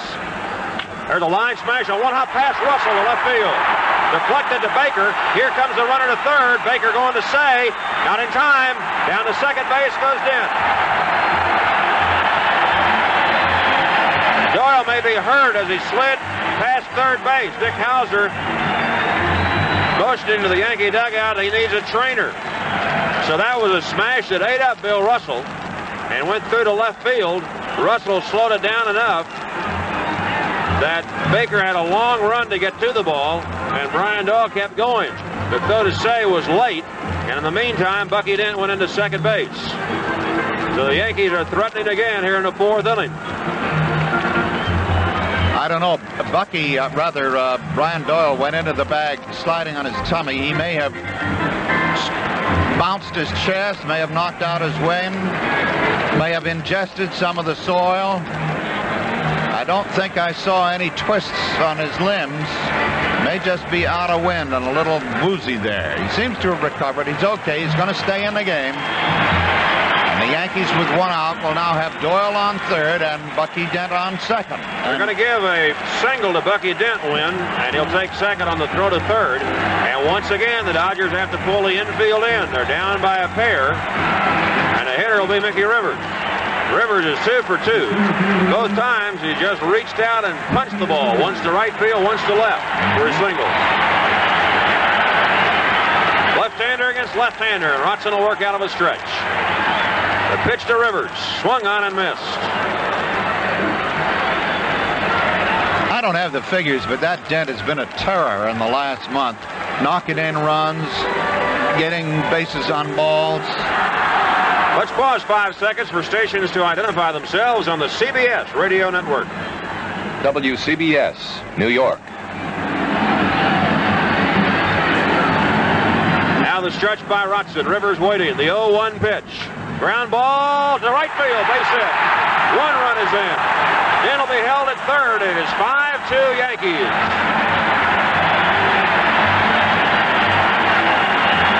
Rivers is 3 for 3, and he got that one past the drawn-in infield.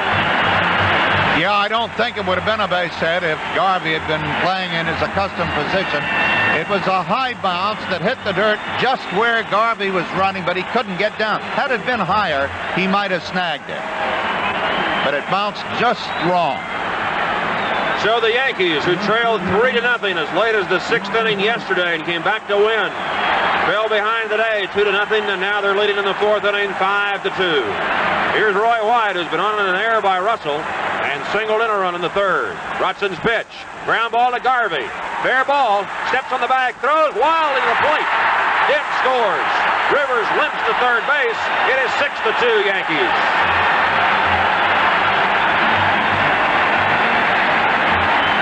The ball was right up the line.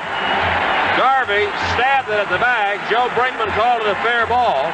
Garvey stepped on the bag to get White and then threw wildly to the right of Yeager all the way to the backstop. And Mickey Rivers winds up at third base. 2 runs are in the inning. The Yankees are leading by 4. And here comes Lasorda out again. Perhaps the quietest pitcher down, because that run certainly wasn't his fault. Garvey made the play cleanly at first, or he bobbled it a second or two, stepped on first, and then saw the runner heading for home. I doubt that he would have been able to catch him with a perfect throw. But the throw was some 6 feet to this side, the first base side of the catcher. No problems. The Yankees chalk up another run. And so the past 2 innings have been very productive for New York. 4 in the 3rd, and now 2 in the 4th. This inning started off very innocently with Spencer hitting a ball to Garvey, 1 out. Then Brian Doyle singled. Then Bucky Dent smashed one off Russell's glove. There were men on 2nd and 3rd. Mickey Rivers got on with one of his singles to right field. That brought in 1. Then Roy White. Well, that's the way it's gone for the Dodgers in this game. Their defense has not been the tightest. They certainly didn't get to where they are playing this way. I think they're beginning to force it a little. And Lance Rotson is going to leave the game. He's been in the game for just 1 1/3 innings. Let's see if we can figure this out in time. 1 error allowed 1 run in. I guess we'd have to say it was 1 earned and 1 unearned run so far this inning. Nobody is, well, I see, yes, the car has dropped off the next Dodger pitcher. Ross, can you spot him from here? Yes, Charlie Huff's coming in, Win. And at this point, with 2 outs in the bottom of the 4th inning, with the Yankees leading 6-2, we are at Yankee Stadium.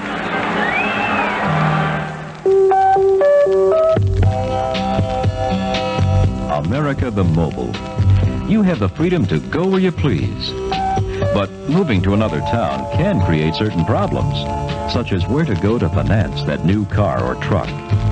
Well, we're the Ford Motor Credit Company. And once you've established credit with us, you can go to any Ford or Lincoln Mercury dealer anywhere in the country. And as an established customer, your credit application will be handled quickly and conveniently. At Ford Credit, we give special consideration to individuals with unusual credit problems, to people who've just moved or started a new job. And Ford Credit is as close as your Ford or Lincoln Mercury dealer. So remember, when you're buying or leasing a new car or truck, Ford Credit wants to give you credit for being you. Tell your Ford or Lincoln Mercury dealer you'd like to finance with us. Ford Motor Credit.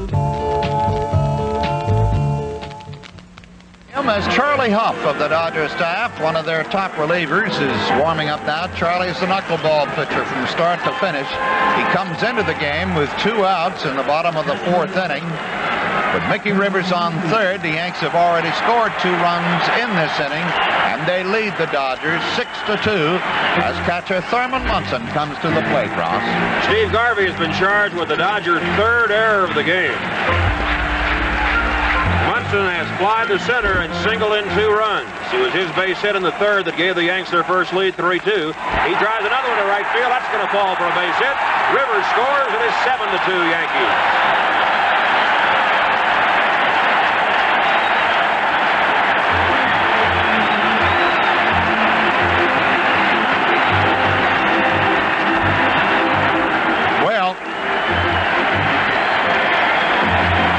RBIs for Thurman Munson in the last 2 innings. All 3 runs in this inning will be charged to Lance Rotson. Here's Reggie Jackson, who has intentionally walked and struck out. Charlie Huff's pitch is out of the strike zone for a ball. Huff, the knuckleballer, appearing in his 2nd series game. He went 1 inning in relief here on Friday night. Got all 3 men to face him. His next dancer, as it's been termed, is outside ball 2, 2-0. So the Yankees have wiped out the Dodgers' early 2-0 advantage. And with 4 in the 3rd and 3 in the 4th, are breezing 7-2 right now. Jackson fouls it back, 2-1. Roy White will be credited with an RBI on the smash that Garvey flagged down and made the out on before throwing wildly. So White has 2 RBIs. He and Munson have driven in 5 of New York's 7 runs. The stretch by Charlie Huff. The pitch to Reggie Jackson way outside. Ball 3, 3-1. It was against Charlie Huff that Reggie Jackson hit his 3rd home run in the 6th game of last year's World Series. Is that an omen? 7-2 Yankees in the bottom of the 4th inning. The stretch by Huff, and the next one to Jackson, way outside, ball 4. So Munson moves up to second base. Jackson aboard on a walk, and Lou Piniella is the 8th man to bat in the 4th inning. In the first game in the series, the Dodgers got 7 runs before the Yankees could get on the board, and that was a Jackson home run. And now this one has turned into that kind of game, and here we are in the 4th inning with the Yankees holding a 7-2 lead. We can close the book on Lance Rotson. He went 1 1/3 innings. He allowed 3 runs on 3 hits, no strikeouts, no walks. Pinella's bounced into a double play and singled in a run. He takes a knuckleball in the inside corner for a strike. The Dodgers won the first 2 games of the series in Los Angeles, but it has been all Yankees here in New York. Greg Nettles stole the show Friday night. The Yankees won 5-1. The Yankees rallied from a 3-run deficit to win yesterday. Knuckleball high to Piniella, 1-1. And today they spotted the Dodgers 2 runs and now have surged back to lead by 5. And it's only in the bottom of the 4th inning. The stretch by Charlie Huff. 2 on, 2 out. The pitch. Knuckleball on the inside. Misses. Ball 2, 2-1. Jim Spencer opened this inning by grounding out to Steve Garvey. But Brian Doyle singled. Bucky Dent singled. Mickey Rivers singled in a run. There was an error. Roy White grounded out. Another error. Munson singled in a run, and now Jackson has walked. 7-2 Yankees. They've out-hit the Dodgers 9-5. Charlie Huff is ready. The right-hander's 2-1 pitch. A fly ball to center field. Rick Monday has it inside, waits for it to come down, and puts it away. But the Yankees get 3 more runs on 4 hits, 1 error, and 2 left. At the end of 4 innings, Yankees 7, Dodgers 2. Here's Barsman and McCormick for Quantel Business Computers. Well, today we're talking with another captain of industry. Sir, could you tell us about your company? Yes, I have a company where I braid people's legs and I manufacture merry-go-round horse eyes. It's a conglomerate. Oh, sounds complex. Tell me, how do you control this conglomerate? Very simple. I use a Quantel Business Computer. Oh, you're a computer expert, too. Are you kidding? I don't know a thing about computers. I used to think that software was a programmer's long john. Yes, then why a Quantel Business Computer? Because it speaks my language. What language is that? English, my friend, English. Oh, you mean like how now, brown cow? That's the idea. And with Quantel's plain English programming, I didn't have to hire some white-coated wizard to help me run my business. And with the money I saved, I was able to acquire another company for my conglomerate. What company was that? A chain of coin-operated marriage chapels. For Quantel information, call toll-free 800-227-1894. In California, call 415-783-3410. Collect. Here at Yankee Stadium, we've gone through 4 innings, and it's 7-2 for the Yankees, who spotted the Dodgers 2 runs through the first 3 innings and then exploded for 4, added 3 in the 4th, and in the process have done away with Bert Hooton, Lance Rotson, and now it's Charlie Huff and the knuckleball who's trying to quench the tide. It's been Thurman Munson, the captain, with the busy bat. Mickey Rivers, who sat it out yesterday, has had 3 straight hits. Munson has had a couple. Roy White has had 1. They've held in Reggie Jackson basically by passing him twice. He struck out once. Bucky Dent got a key double off the shortstop's glove in this 4th inning. Lou Piniella got a key hit in the 3rd inning, a run-scoring blast to center field. And so the Yankees, who took a little time to get started, now seemingly are in command as we are almost halfway through Game 5 here at Yankee Stadium. And so Jim Beattie, who now has a 5-run edge to work on, the young man from Dartmouth, faces the Dodger catcher, Steve Yeager. Okay, Ross. Yeager hit the ball to right field to start the 3rd inning, on which Lou Piniella made the fine catch, banging into the boards. Jim Beattie with a comfortable 5-run lead to the windup and the pitch, and the slider's outside.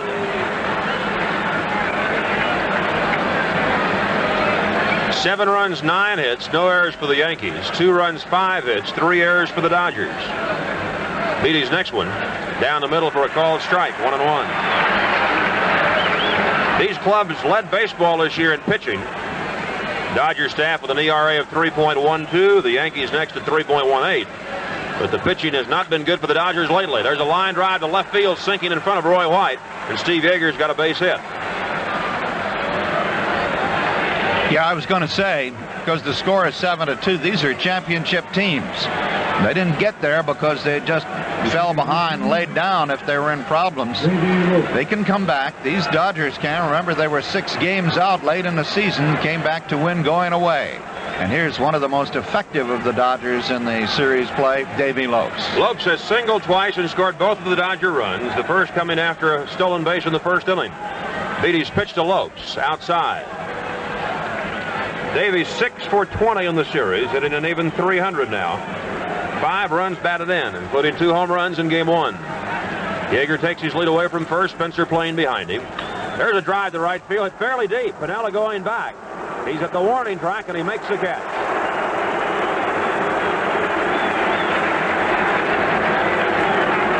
One away, and the batter will be Bill Russell, who has flied to left and doubled in a run his last time up in the 3rd. Since Beattie does not have a complete game, I think Bob Lemon will be very happy to get a good 6 or 7 innings out of him in this one. Well, if he doesn't bring in Gossage, he still is a little insecure. Clay can be quite good, but also he can be something less than good. Only Gossage, and nobody knows why Sparky Lyle, last year's Cy Young Award winner, has sat on the bench all year as he has. 1 on, 1 out. Here's the first pitch to Bill Russell. He checks his swing. It's in for a strike. Bob Lemon, what a job he's done with the Yankees. The first American League manager to take over a team during the season and win a pennant. Beatty's 0-1 pitch to Russell. Line drive, base hit, right field. Yeager goes to second base. He's going to third. Pinella's throw to third. It is too late. Bounding away from Nettles, but not far enough to allow Yeager to chance it. But Yeager took a real gamble with the Dodgers 5 runs behind in the 5th inning. But he was able to beat Pinella's throw. Russell made a wide turn and thought about going to second. But I think Bill thought the Yankees might cut off the throw. But the throw was over the relay man Dent's head. Russell still held on at first. Now Reggie Smith, the only of the Dodgers to hit a home run here in Yankee Stadium, could put the Dodgers within 2 if he can repeat what he did yesterday. That's 7 hits off Beatty. So Ken Clay is back up again in the Yankee bullpen. Smith today has singled in a run and struck out. The pitch to Reggie. Fly ball to shallow right field. Doyle going out, Pinella coming in. Yeager tagging. It might not be deep enough to allow him to come, and he does not. The throw is cut off. 2 away.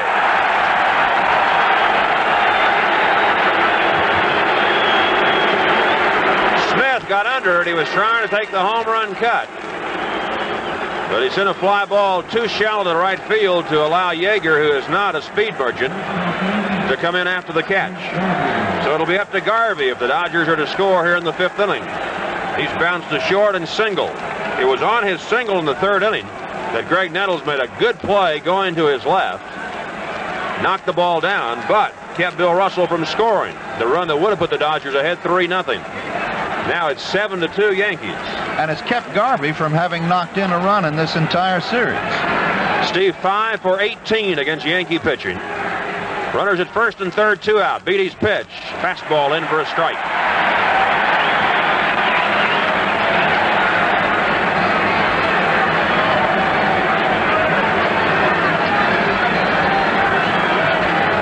Yeager opened the inning with a single to left. Lopes flied to right. Russell singled. And Smith flied to right.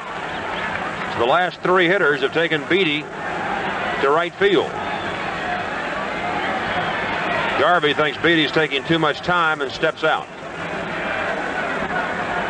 Game 6 Tuesday night in Los Angeles. Jim Catfish Hunter and Don Sutton, the probable pitchers. CBS on the air at 8:15 Eastern Time with the warm-up show. 0-1 pitch to Garvey.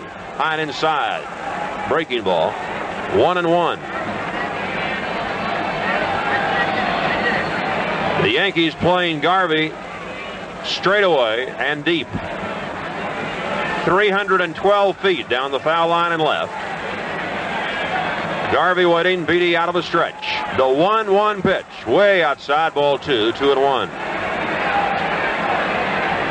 From 312 in the left field corner, though, it banks out very sharply to 387, to 430, to 417, 385 in right center, 353, and then 310 down the right field line. Yeager at third, Russell at first. Beatty's 2-1 pitch, Russell goes. Swung on and missed, strike 2. Munson doesn't even bother to throw, and Russell steals second. So now a base hit could give the Dodgers 2 runs. Second stolen base of the day for the Dodgers. Lopes swiped it in the 1st inning, the second base sack, and came around to score on Smith's single. Fans chanting for a Jim Beatty strikeout. Steve Garvey, a .316 hitter during the regular season, waiting. Now the stretch. 2-2 pitch. Garvey fouls it to the upper deck, and before the pitch was delivered, you could see Thurman Munson slide off to his right. There was no doubt that ball was going to be trying to be down and away. And you must anticipate that Garvey could sense that, probably going with the pitch. Had he been able to get the bat on it squarely, he would have hit it to right field. Brian Doyle, the second baseman, is 2 steps back on the grass in shallow right center field playing Garvey. The stretch by Beatty. The 2-2 pitch to Garvey. Swung on and missed, strike 3. Beatty gets his 5th strikeout at a big time in this game. No runs, 2 hits, 2 left. Garvey still without an RBI in the first 5 World Series games. And at the end of 4.5, Yankees 7, Dodgers 2.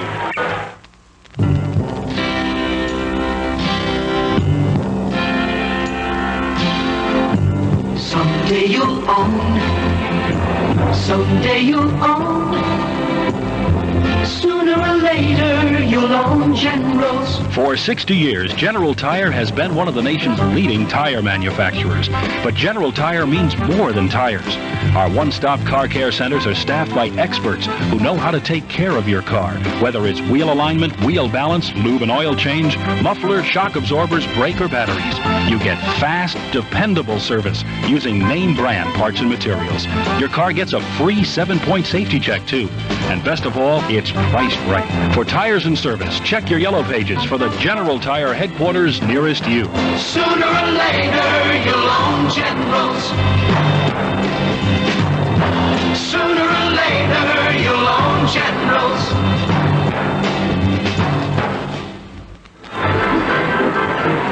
So Charlie Huff, who has a huff and puff dancing ball. I'm not sure he knows where it's going to be every time. Reminiscent of Mr. Wilhelm.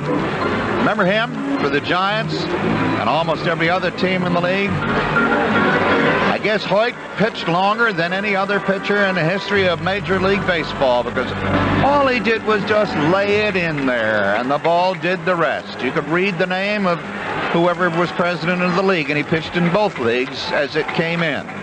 Charlie is the same style. Just lets it sail and float. And wherever the vagrant breeze takes it, that's where it bounces. Now here to bat is Greg Nettles, and he's for the most part been bouncing to second base in this series. Great defensive play at third base. Let's see what he can do at the bat. Nettles 0 for 2 with ground balls to Lopes. The last time he had to do a double play, and he fouls the first one off. Greg hitting only 111 in this series, 2 for 18. 1 run batted in, but he has saved the Yankees anywhere from 6 to 8 runs with his sterling defensive play. Charlie Huff, the third Dodger pitcher used, delivers, and the knuckleball is swung on and missed. Strike 2, 0-2. Huff was the man used most by the Dodgers this year. He was in 55 games.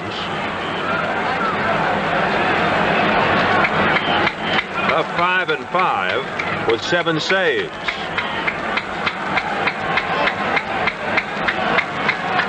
Nettles, Spencer, and Doyle for New York in the 5th. And there's a line drive poked over Russell's head to center field for a base hit. So Nettles hits the 0-2 knuckleball on a straight line, and the Yankees have their 10th hit. Just reached out and punched it a la Mickey Rivers, and it was some 2 or 3 feet over the head of the shortstop. And this does seem to be the Yankees' day here at the stadium. Jim Spencer, playing for the injured Chris Chambliss, has flied to right and bounced to first. The Yankees got 4 in the 3rd and 3 in the 4th to erase the Dodgers' 2-0 lead. Now we're in the bottom of the 5th. Huff's knuckleball stays high, ball 1.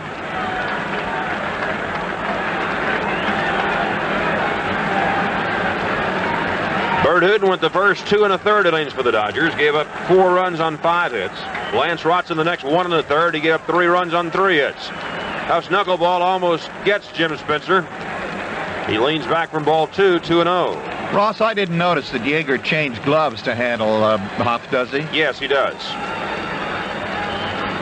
And all the Dodger catchers tell you, Huff, of course, is the toughest man they have to receive all year. There's a swing and a miss by Jim Spencer, 2-1.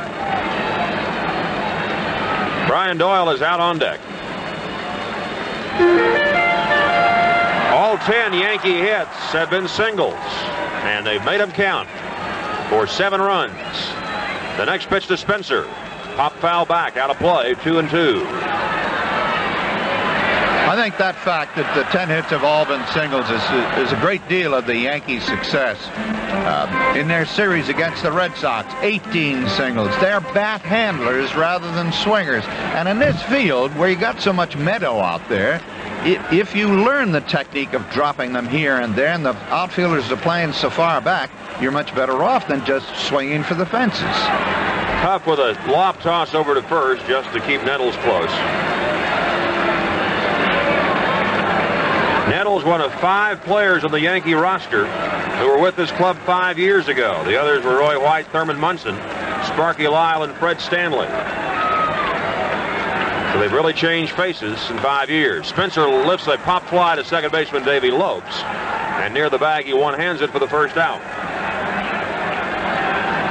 So Spencer's 0 for 3. Here's Doyle, who has bounced to short. And then got the Yankees rolling in that 3-run fourth inning with a single.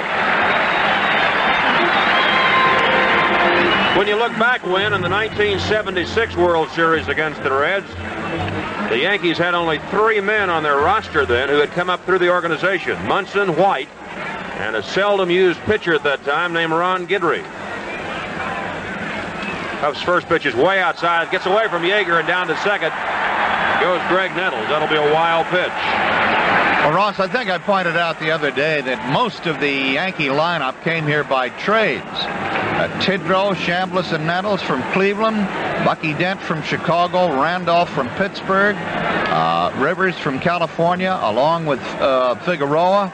The only free agents actually were Jackson and Gossage, Gullett, who is of no use at the moment, and Messersmith, who is not pitching. They've decided to give Steve Yeager a pass ball on that last pitch. Doyle now pops one back out of play. It'll be 1-1. Well, last year in the World Series, the Yankees had Ken Clay on their roster at the time, so that gave them 4 that had come up to the organization. This year they've got Jim Beattie, who's pitching tonight, and Mike Heath, who we have not seen in the series. So they now have 6 of their 25 that have come up through the organization. But as you say, they have gone at it from several different ways with great success.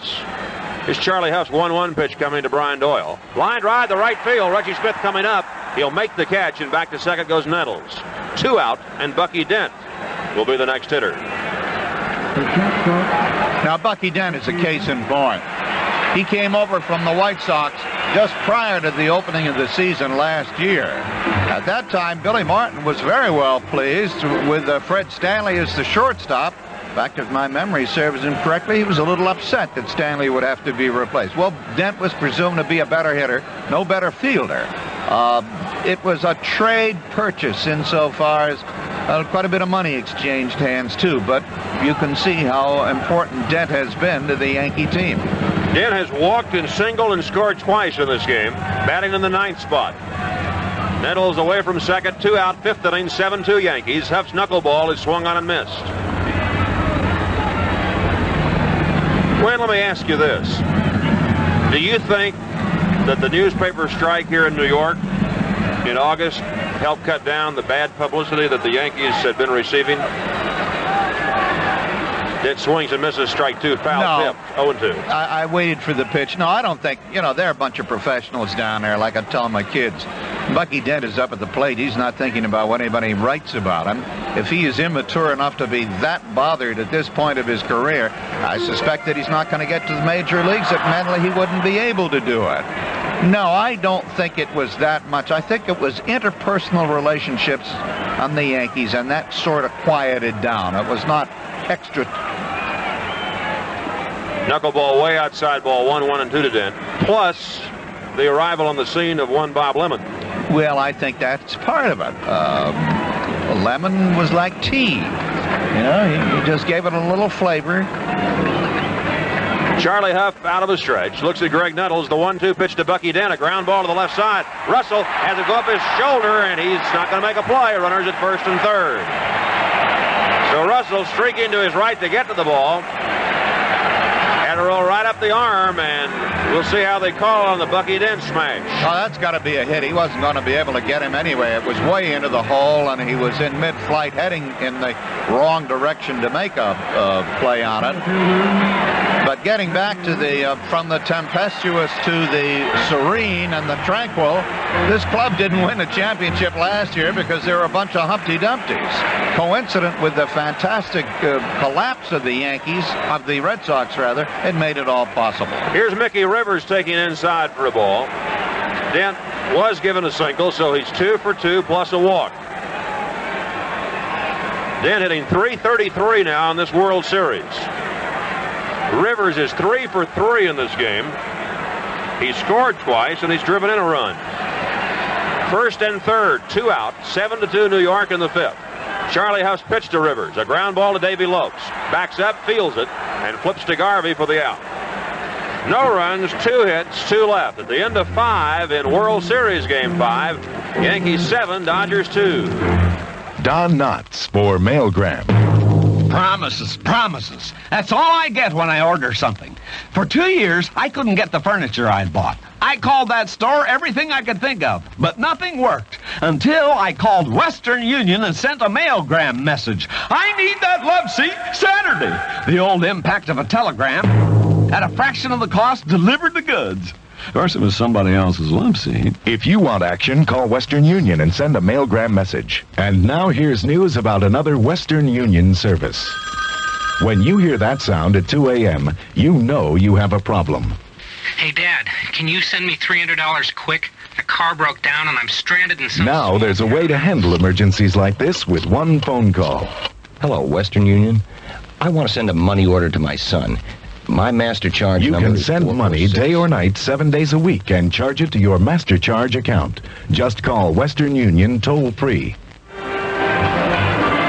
If you were one of the 56,000 plus who are here at the stadium watching this game, one of the things you'd be happy to take home as a souvenir would be the official 1978 World Series program. It's going to be a collector's item because it commemorates the 75th anniversary of this series.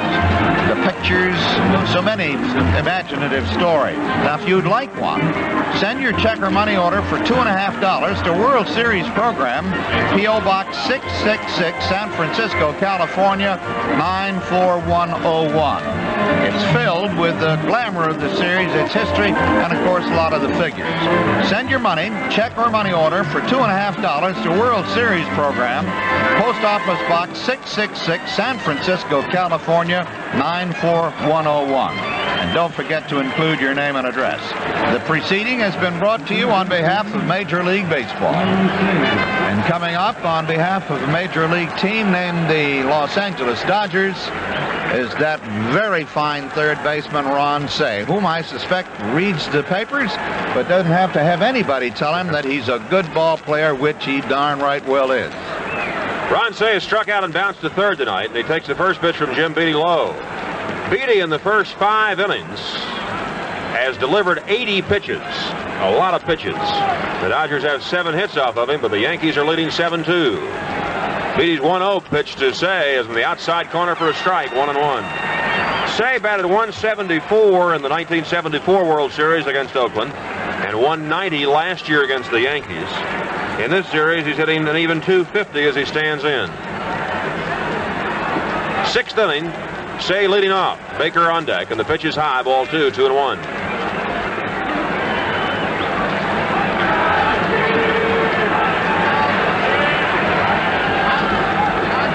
The Dodgers have left 5 men on base, the Yankees 6. Beattie's next pitch, just outside. Cey held up in time, 3 balls and 1 strike. Beattie has struck out 5, he's walked 1. He gave up single runs in the first and the third. Dodgers left 2 men on base in the third and 2 more in the 5th. The right-hander's 3-1 offering is a looping foul ball back into the stands, 3-2. No game tomorrow, but the World Series resumes in Los Angeles Tuesday evening. Catfish Hunter due to pitch for the Yankees and Don Sutton for the Dodgers. CBS will bring it all to you beginning at 8:15 Eastern Time Tuesday night. 5:15 on the West Coast. 3-2 pitch to Cey. Inside, ball 4, and Beattie has walked only his second man. He walked Rick Monday in the 2nd inning. The Yankees will watch him closely, I think, Win. Because Beattie went 5 1/3 innings in his last outing, and that was almost 2 weeks ago. And it's beginning to get a little chilly here in the stadium, or at least I can feel it sweep in. They must feel it out on the open on the field there. Beattie's pitched hard. He hasn't held back. I'm presuming the instructions and the intention go as far as you can. Dusty Baker has popped up twice tonight. The pitch from Beattie. Another pop-up foul out of play on the first base side. I said it before, the game isn't open. The Dodgers missed a great opportunity last time with their 2 big guys up. Could have brought in a couple in Smith and Garvey. They didn't do it, but about the time you lose heart, it happens again, sometimes. Say leading away from first. Beatty's one-strike pitch. Instead, Beatty steps off the back of the mound.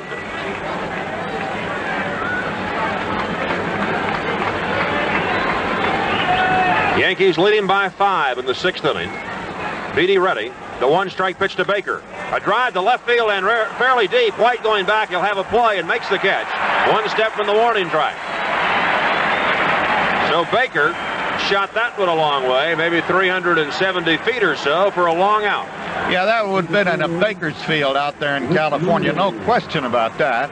And so it would have been 7-4. That's why I say when this series gets back to Los Angeles, and your right-handed hitters with their power find that equidistant fence out there, their attitude and perhaps their performance will be a little different. Rick Monday has walked and popped up tonight, and he takes one low and inside.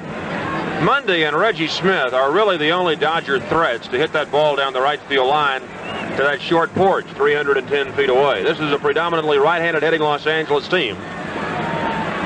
And they have found out what it is to play in Death Valley, Yankee Stadium, this week. The next one is low to Monday, ball 2-2-0. Ross, I shudder to think, with your right-handed power and the Boston Red Sox right-handed power, what a World Series would be like in Fenway Park.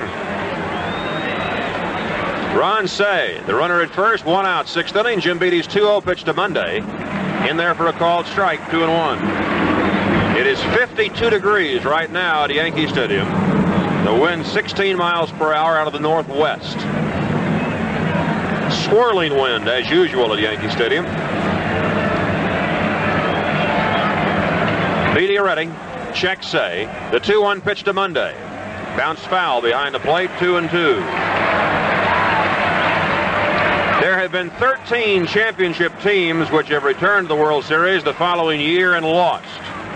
There have also been 13 teams which lost one year and then won the next, including last year's Yankees. In fact, the Yankees last year were only the second team ever to suffer a 4-game sweep and come back to win the following October. The other was the 1940 Cincinnati Reds. Jim Beatty goes to the stretch. Here's the 2-2 pitch to Rick Monday. A ground ball to first, backhanded by Spencer.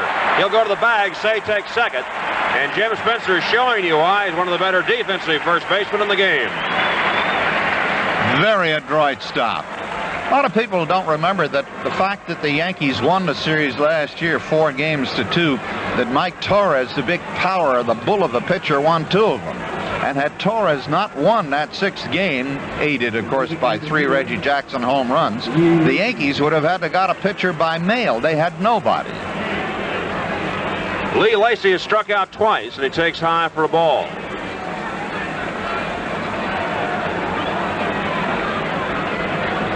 Ron Say led off the inning with a walk, but Baker sent a fly ball to deep left field to White. And now Monday has wrapped one along the line at first base to Jim Spencer, who made the unassisted putout.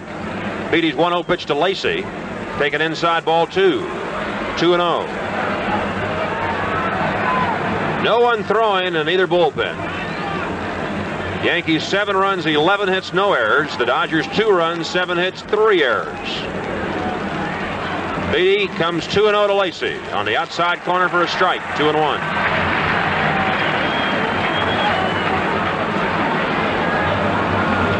Sutton and Hunter in Game 6 is what everybody figures it's going to be in Los Angeles. Here's the 2-1 offering. In for a called strike 2, 2-2. Lacy has not gotten very good swings tonight off Beatty. He seems to be confused by Beatty's sidearm delivery. And Beatty now trying to strike him out for the 3rd straight time. The stretch in the 2-2 pitch. A fly ball to right center field. Lou Piniella says he has it. He calls Rivers off and makes the catch. No runs, no hits, 1 left at the end of 5 1/2. Yankees 7, Dodgers 2.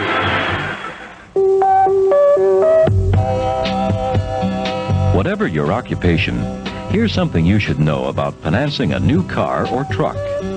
If you're a teacher, farmer, or have any occupation with an unusual or seasonal pay schedule, you could encounter some problems when it comes to financing. And that's a very good reason to consider us. We're Ford Credit, and we give special consideration to people with unusual pay schedules. In fact, Our programs can help your dealer try to work out a payment plan tailored just for you on a Ford, Mercury, or Lincoln car, Ford truck, tractor, or recreational vehicle. Ford Credit. We're as close as your neighborhood Ford or Lincoln Mercury dealer. Remember, when you're buying or leasing a new car or truck, Ford Credit wants to give you credit for being you. Tell your Ford or Lincoln Mercury dealer you'd like to finance with us. Ford Motor Credit.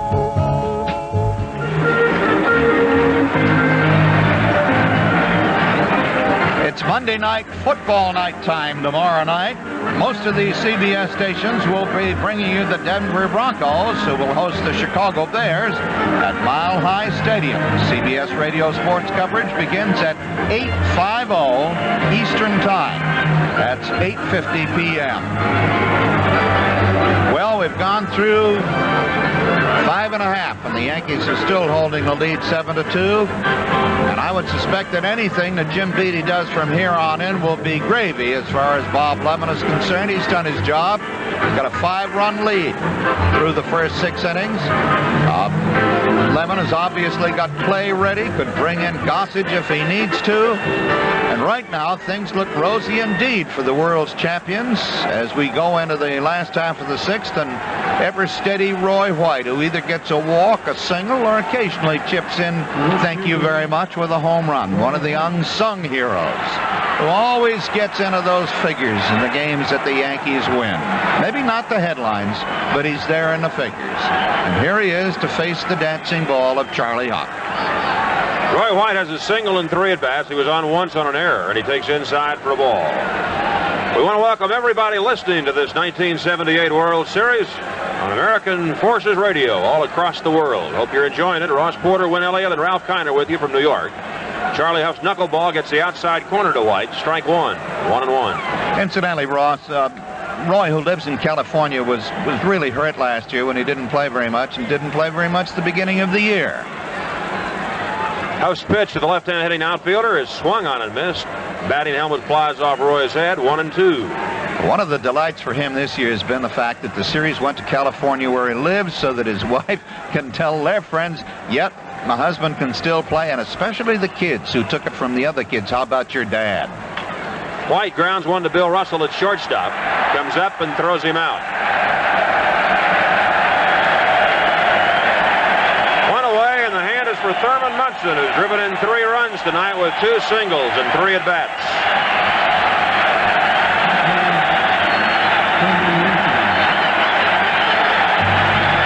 Munson put the Yankees ahead in the 3rd inning. A single over Lopes' head, driving in 2 runs to make it 3-2 New York. And then he singled in another run in the 4th inning. The Yankees got 4 in the 3rd and 3 in the 4th. After the Dodgers had opened the scoring with single runs in the 1st and 3rd. Munson drives one to left center field. Baker racing back. He's there and one-hands it going away. So the Yankees find a long shot, denied in their own ballpark. To be fair, that would have been a home run in Dodger Stadium, too. Reggie Jackson has walked twice tonight, once intentionally, and he's struck out. The Yankees had gone down in order only one time. That was in the 2nd inning off Bert Hooton. But they chased Hooton, scoring 4 runs off of him in the 3rd. Huff's pitch to Reggie is bounced foul. He's got to get an RBI to keep his streak going, doesn't he, Ross? Right. He has 1 RBI or more in his last 8 World Series games, which ties him with the great Lou Gehrig. Reggie also has an 8-game World Series hitting skein underway right now. Here's the 0-1 pitch. Knuckler is outside, 1-1.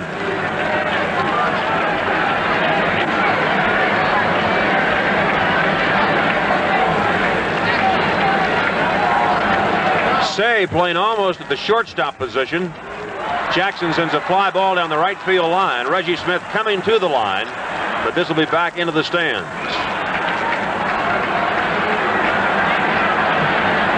Garvey went down to take a look too. So halfway to the corner, it peeled off foul, back out of play. 1-2 to Jackson.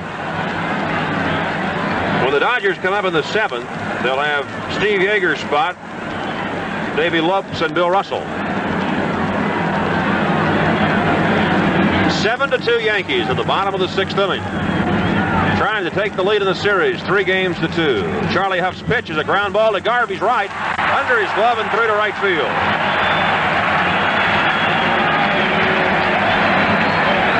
So he keeps the hitting streak alive, and he'll have at least one more time at bat to keep the RBI streak alive. For Reggie Jackson, that's his 8th base hit in the series. He's 8 for 17 to pace the Yankees. 2 out, 1 on, and here's Piniella. Lewis grounded into a double play, singled in a run, and fly to center. 12 hits now for the Yankees. That's the 4th off Charlie Huff. Huff flips it over to first to Garvey. Reggie Jackson standing on the bag. Hooten gave up 5 hits, Rotson 3, and Huff now 4. Hooten yielded 4 runs and Rotson the other 3. The stretch by Huff. The pitch to Piniella is a drive to left center field and deep. Baker racing over, Mundy racing over. Baker says he's got it, and he does. Another one-handed catch. And that ball was rocketed about 400 feet. No runs, 1 hit, 1 left. At the end of 6, Yankees 7, Dodgers 2. Well, today we're talking to a man who claims to be the world's foremost expert on everything. That's me. Sir, you just bought an A.B. Dick 990 copier. Well, I certainly did. I'm fully aware of that. I told you I know everything. Like, for example, Long Island is exactly 118 miles long. Oh, hold it. What's that have to do with a 990 copier? Well, nothing except I know everything about everything, and the 990 has practically everything on it. Everything? Well, of course. It makes sharp, clean copies on plain paper. Oh, what about letterheads? Well, that too. Oh, well, how big? Up to 11 by 17 inches and on both sides. Both sides? Well, I'll bet a copier with all those features must have cost you plenty. Come, I ask you, would a man who knows everything about everything spend more on a copier than he has to? Well, I guess not. Never guess. The A.B. Dick 990 copier has all the features of a comparable copier for about $2,000 less. Well, you certainly do know everything about everything, don't you? I certainly do. Like, for example, how wide is a wide receiver? Yes, the A.B. Dick 990. A lot of copier, a lot of satisfaction. And like how hot is a hot dog? How hot? I'll bite. You know, with Ross and I talking about these long blasts that go out to left center field and just turn out to be long outs, just don't think that it's never been done, hit a home run in that area. Back in the, what was it, the latter part of the 20s or the 30s, there was a first baseman for the Philadelphia Athletics who played with his shirt sleeves cut just where the muscles would have pulled him out anyway. His name was Jimmy Fox. He hit a ball, the second tier here juts out just above the 387-foot mark.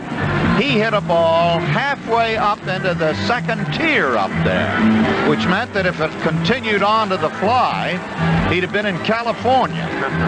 That was a blast, my friends. Nobody has ever hit the ball out of Yankee Stadium, although Mickey Mantle did hit the facade of what used to be the top of the second tier here in right field. And there are those who say, who played with him and just after him, that of all the strong hitters, perhaps Mickey Mantle was the most. But I suppose that depends on your generation. But there have been balls hit here that have been eye pullers. We go into the top of the 7th. The Yankees leading 7-2, and Ross. When Johnny Oates is going to come up and hit for Steve Yeager here as we start the 7th. Oates in his first series appearance this year. Johnny batted .307 for Los Angeles during the National League season. Yeager had a single and 2 at-bats, and the one time the Yanks got him tonight, Piniella had to crash into the fence to make the catch. The left-handed hitting Oates, who loves to bunt, runs up the bunt and misses. Strike 1.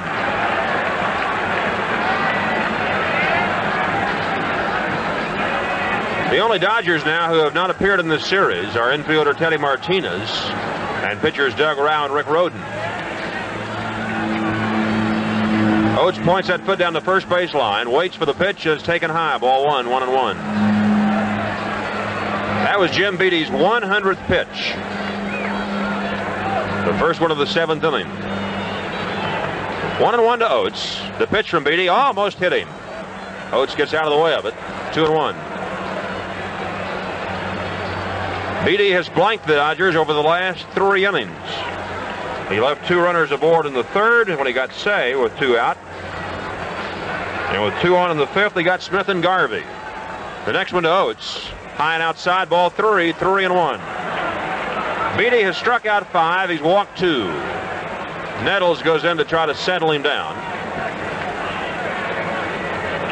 The bell may be ringing in the Yankee bullpen in left center field. Beatty, a no wind-up delivery. 3-1 pitch, inside, ball 4. So for the second inning in a row, Beatty walks the leadoff man. That means the Dodgers now have had the first man on base in 4 of the 7 innings. Here's Davey Lopes, who has singled twice and flied to right. Beatty decides to tie his shoe.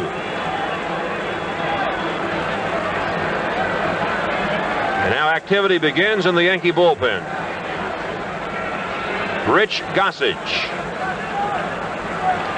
starts to throw. Gossage pitched 2 innings here yesterday to get credit for the victory. Beatty's first one to Lopes. Around to bunt and takes high. So he's going to make Beatty throw a strike. And it's 1-0. I think Greg Nettles has just gotten a signal from Bob Lemon. Go out and have a little chat for him. I don't care what you say. Just make it last a little long so we can get some of the relievers out there heated up. Greg has had his say, whatever it was, like, come on, son, just settle down and we're ready to go. The 1-0 pitch on the way to Lopes. Low, ball 2, 2-0. Ken Clay has joined Rich Gossage. So 2 right-handers throwing in the Yankee bullpen. Beatty's 2-0 pitch, and Lopes backs out as he throws, and it's in for a strike. Davey was taking. He doesn't argue. He just wanted to see Beatty throw one in there. 2-1. The stretch and the next pitch. High, ball 3, 3-1. So Beatty's future in this game may hinge on his next pitch to Lopes. Russell, Smith, and Garvey due up next. The stretch and the 3-1 pitch to Davey Lopes. Strike 2 call. 3-2. Remember, Jim Beatty does not have a complete game this year in 22 previous starts. He's in the 7th inning now.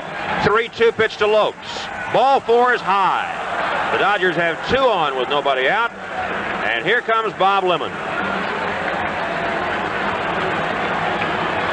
Well, I said that as of the end of the 6th inning, the Yankee Board of Management must have thought from here on in it's clean sailing. The young man did what we had hoped he would do, give us 6 innings, and then we can bring in the mop-up squad. Now, whether that's going to be valid or not, we wait to see. Lemon is a very patient man. He more often leaves the pitcher in than takes him out, perhaps because he was a pitcher himself. He knows that an inch or two is just an inch or two and not necessarily the end of the world. And as I suspected, Bob had his quiet word with his pitcher, and he's heading back to the dugout. The other day, he stuck with Guidry. As a manager myself, I would have moved him out about 2 or 3 times. That's why I'm not a manager. So would George Steinbrenner, the Yankee owner. He kept saying, take him out, take him out. Here's Russell, who's 2 for 3, an RBI double and a single. He's taking, and it's high. Oates is the runner at second. Lopes is at first. Nobody out in the 7th inning. Yankees 7, Dodgers 2. Beatty out of the stretch. The pitch to Russell, in for a called strike at the letters. 1-1. Beatty has walked his 3rd and 4th men of the game here in the 7th. Now the 1-1 pitch to Russell. Fly ball foul out of play on the right field side. 1-2. Gossage and Clay are warming up in the New York bullpen. 7 runs, 12 hits, no errors for the Yankees. 2 runs, 7 hits, 3 errors for the Dodgers. Big Jim Beatty's 1-2 pitch. Foul back, breaking ball up and in. Russell got a piece of it.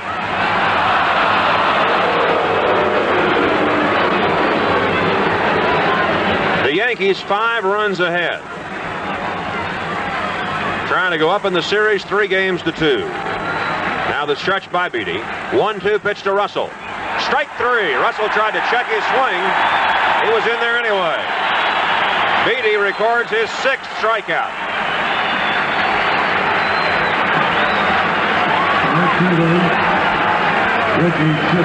He has gotten his strikeouts in opportune moments. He got Say with Smith at second and 2 out in the first. Lacey struck out twice with nobody on base, but Smith struck out in the third inning with Russell at second. And then Garvey struck out with 2 on in the fifth. Now with 2 on in the seventh, he gets Bill Russell on strikes. Reggie Smith has singled in a run tonight in the first inning, struck out in the third, and flied to right in the fifth. The Dodgers need a long one to get back in it. 7-2 New York. The stretch by Jim Beattie. The pitch to Smith. Popped up foul, out of play. Smith led the Dodgers in home runs during the National League season with 29. He had gone 5 weeks without a home run before he lashed one here yesterday with 2 men aboard in the fifth inning off Ed Figueroa. Johnny Oates and Davey Lopes are the runners for the Dodgers. 1 out in the seventh inning, 7-2 New York. Now the stretch by Beattie. And the 1-strike pitch to Smith. Breaking ball high, ball 1.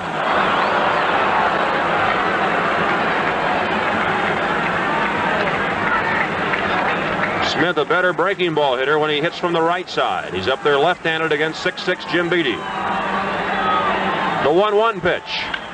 High pop-up on the right side of the infield. Doyle calling for it. Infield fly rule in effect. Doyle backing into right field makes the catch. 2 away. Again, Reggie Smith got under it too much.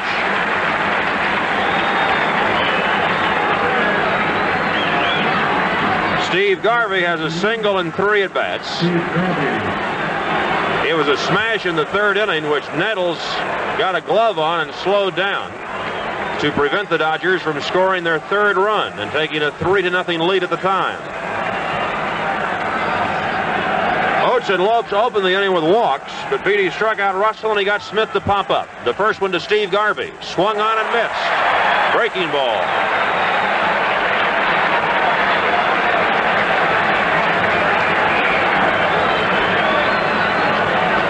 Beattie has gotten the Dodgers in order in only 1 inning, the fourth. His next one to Garvey. Swung on and missed. Another breaking ball. 0-2.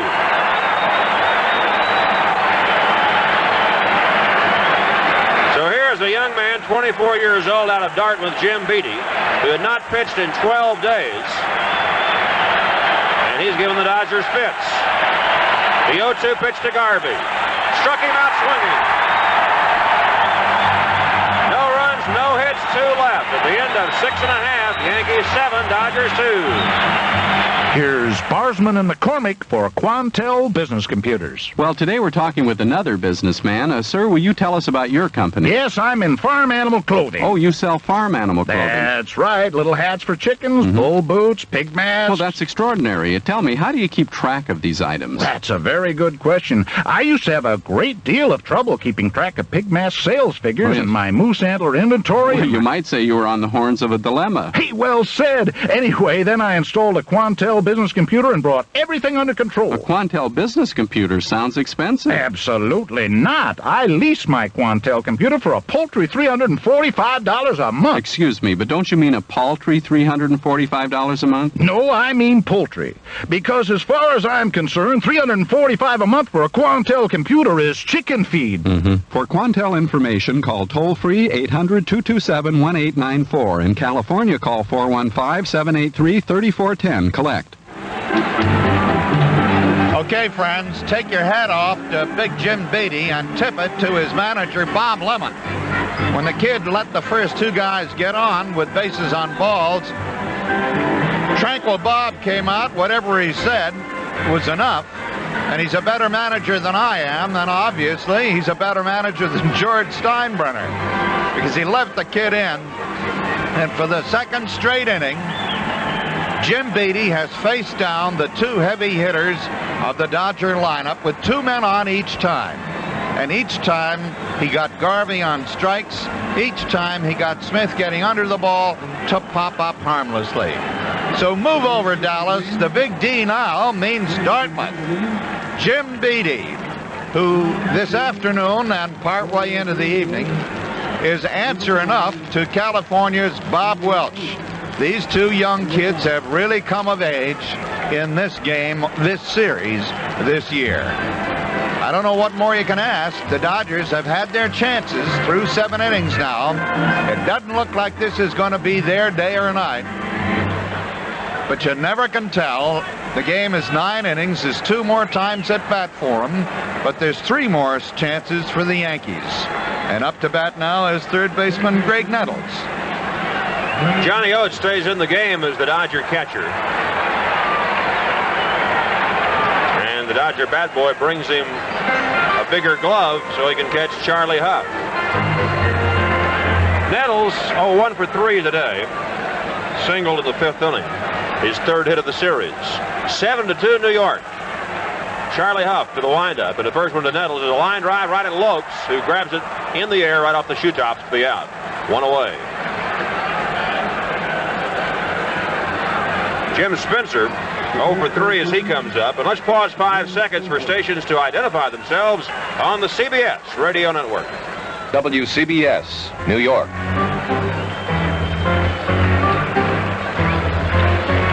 The Yankees have 12 hits, and Jim Spencer is the only man in there who does not have one. Spencer's flied to right, bounced to first, and popped to second. Huff's knuckleball is on the outside corner for a strike to Spencer. Huff came in with 2 out in the 4th inning. He's allowed 4 hits, but no runs. No one has scored since the 4th. The next one way outside gets away from Oates. 1-1. The Dodgers got a run in the 1st. Lopes singled, stole 2nd. Smith singled him home. Los Angeles got another in the 3rd. Lopes singled and Russell doubled him in. And then the Yankees came back with 4 in the 3rd. A 2-run single by Munson put the Yanks up 3-2, and Pinella singled him home. Next pitch low inside to Spencer, ball 2, 2-1. And then 3 more in the 4th inning. Made it 7-2. Doyle, Dent, and Rivers singled for a run. Another run scored as White grounded out, and Munson singled in the Yanks' 7th run of the evening. The paid attendance at Yankee Stadium, 56,440. 5 less than yesterday, 7 fewer than Friday night. The pitch to Jim Spencer, again low and inside. 3 balls and 1 strike.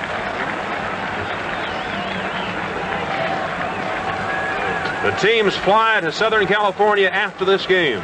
Take tomorrow off. They'll both work out at Dodger Stadium. And then game 6, Tuesday night. A line drive by Spencer to center is going to drop for a base hit. So all of the Yankees have a base hit. 13 total. 1 on, 1 out. And here's second baseman Brian Doyle. Second baseman. Got some football scores, Win? Yeah, Oakland beat Kansas City 28-6. Miami took San Diego 28-21. New Orleans 14, San Francisco 7. How about that? And Los Angeles, this is in the 4th quarter, which is always has problems with Minnesota, seems to be in the clear. The Rams 34, the Vikings 17. Doyle, a single and 3 at-bats, takes a pitch high from Charlie Huff, ball 1. When the Dodgers hit in the 8th, they'll have Ron Say, Dusty Baker, and Rick Monday. Bob Lemon showing a great deal of patience in the 7th inning, and it paid off as Jim Beattie worked out of a jam. There's a line drive base hit to right field for Doyle. Smith charging the ball, and Spencer will stop at second base. 14 hits for the Yankees. That's 6 off Huff. 14 singles. How about that?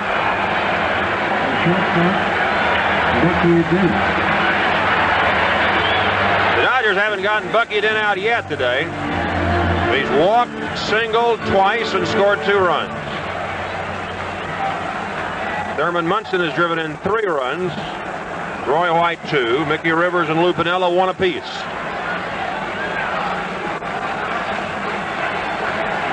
Two on, 1 out, 7th inning, 7-2 Yankees. Charlie Huff to the stretch. And the first one to Dent. Knuckleball low and outside. Oates smothering it off to his right. Ball 1. Well, the coaches and managers tell you they play them one at a time. The Yankee batters are now proving that it's just as efficient to hit them one at a time. They lead 7-2. Mickey Rivers is on deck. He's had 3 hits. The pitch to Bucky Dent. Gets away from Oates. The runners will move up a base to second and third.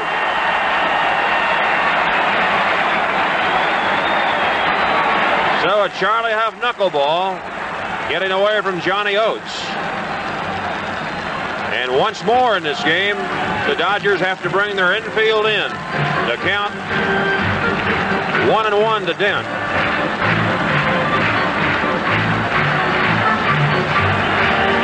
It'll be a wild pitch.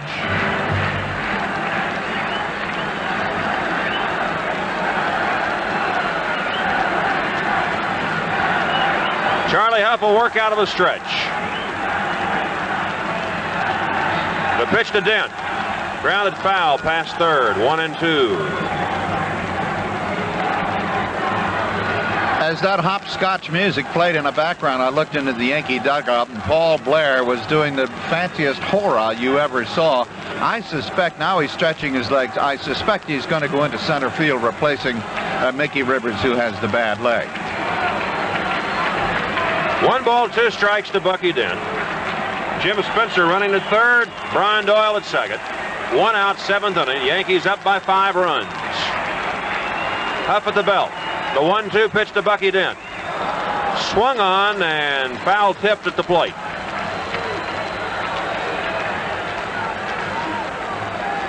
Charlie Huff, who is from the Miami area, was selected by the Dodgers in the 1966 free agent draft. So he is one of the veteran members of this Dodger team. His 1-2 pitch to Dent is popped up foul outside of first. Garvey going over, but it's going to be back into the stands. Huff's father is here to see him pitch in the World Series. Dick Huff played professional baseball for 10 years, and in World War II he was a Japanese prisoner of war for 3 years.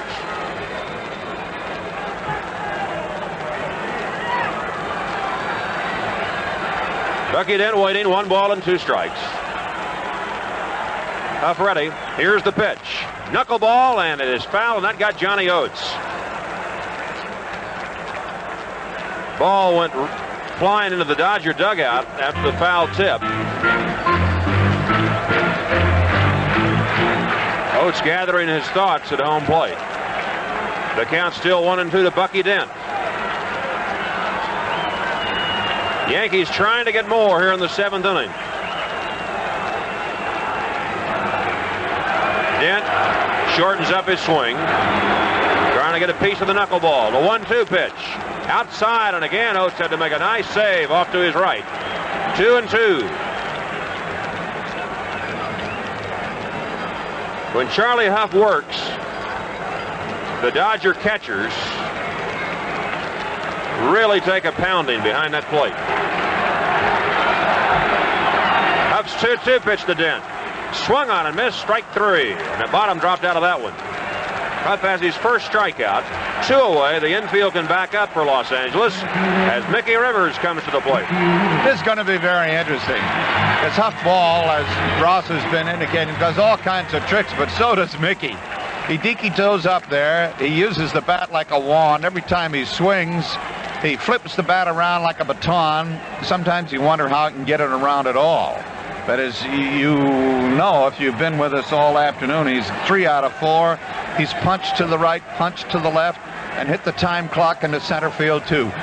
Let's anticipate this confrontation. Charlie Huff stretches. The first one to Rivers. A ground ball foul past first. To show you what kind of an afternoon it was for the Yankees offensive-wise, Mickey Rivers batted 4 times in the first 5 innings. Singled 3 times and bounced out his last time up.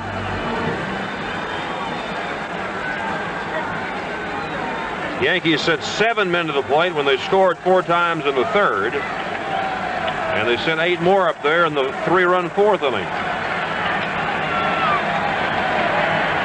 Spencer, the runner at third, Doyle at second, 2 out, 7-2 Yankees in the 7th. The pitch to Rivers is foul back. 0-2.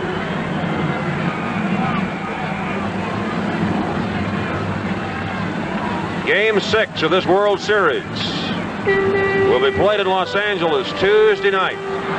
Catfish Hunter due to pitch for the Yankees. Don Sutton for the Dodgers. Airtime on CBS, 8:15 Eastern Time, Tuesday. Charlie Huff ready. The 0-2 pitch to Mickey Rivers, way outside. Oates bats it down. Couldn't find it at first. It was right behind the plate. Yeah, everything about Mickey Rivers has an independent way of its own, including both his feet and both his hands and the twitch in his neck. Somehow, somewhere, a central office takes over, and it all comes together because he can run as well as anybody. He handles the bat so scientifically, and there he is, a whole person made up of different parts, all going their own way. Charlie Huff ready one more time. The 1-2 pitch. Knuckleball swung on a miss. It's a wild pitch. A run will score.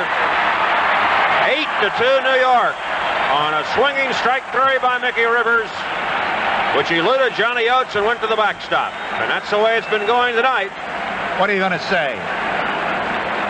I've been watching baseball I don't know how long. Back in 41 this happened to the Dodgers with Mickey Owen and Hugh Casey pitching and Tommy Henrik at the bat. We had occasion to mention that. And it happened at a crucial part of the game and brought up Reggie Jackson when the Yankees could have used the run. Roy White, or rather Paul Blair, has gone in to run for Mickey. Now, that's the first time I'd seen that missed third strike in I don't know how many years. And here 2 days later, it happens again. This time Mickey Rivers swinging, and a run scores. In that World Series, it gave the Yankees the ball game. They were trailing 3-2. They ended up winning 7-4. Roy White has 1 hit and 4 at bats, and he takes a knuckleball in the outside corner for a strike. That's the first run charged to Charlie Huff. And it came while he was notching his second strikeout of the inning. This time, when Mickey Rivers reached for the ball, he didn't loop a single somewhere, but he still got the job done, and a run came over. The next one is low and outside to White. Ball 1-1-1. White singled in the Yankees' first run in the third inning. At the time, the Dodgers were leading 2-0. Before the inning was over, New York had 4 on the board. They added 3 more in the fourth, and they have 1 over here in the seventh for an 8-2 lead. There's one that is hit foul outside of third. 1-2 to White. So Rivers leaves the game. 3 singles and 5 at-bats. Paul Blair running for him at first. White has a single. Munson has 2 singles. Jackson a single. Pinella a single. Nettles has 1. So does Spencer. Doyle has 2 singles, and Dent has 2 singles. Everybody's hit in the Yankee lineup. White's got another base hit to right field. Blair to second base, and he'll hold on. The Yankees with their 15th single.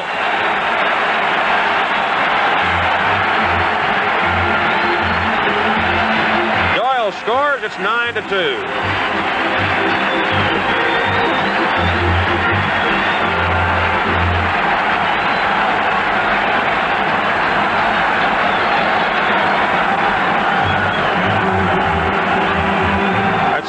Of Charlie Huff and 2 runs. Charlie usually doesn't work this long. He's been out there now for 3 innings. Thurman Munson has 2 singles and 4 at-bats.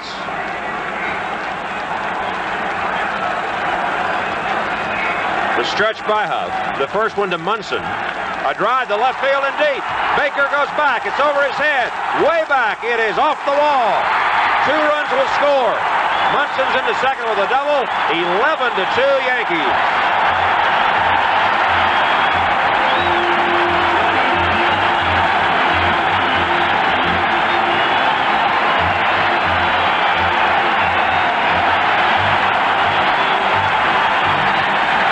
And with Munson on second, this gives Reggie Jackson a chance to come to bat and keep his RBI string intact. Speaking of RBIs, Win, that is 5 RBIs for Thurman Munson tonight.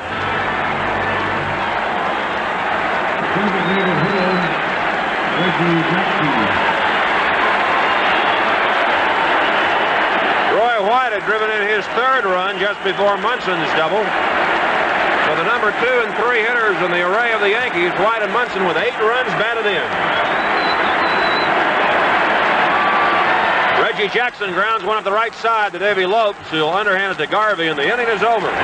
But the Yankees tack on 4 more runs on 4 hits and leave 1. And The end of 7, Yankees 11, Dodgers 2. Fill her with Getty unleaded regular, please. Hey, Clarice, you see that guy getting gas across the island? You know who that is? No, Lester. That guy is Jackie Stewart. Do you realize he's won 3 world driving championships? Hey, Jackie, what you doing here? Buying gasoline. You use Getty, too? Hey, Clarice, Jackie Stewart uses the same gasoline as Lester J. Boyle. Well, you're in the big time now, Lester. Hey, Jack, do you know something about Getty us regular everyday drivers don't know? I know Getty unleaded regular burns clean like an unleaded. I knew that. But it's got the power of a regular gasoline. Well, I knew that. And it costs a few cents less than most other major unleadeds. Is that important to great racing drivers? To great Scottish racing drivers, it is. Getty unleaded regular. More power for less money.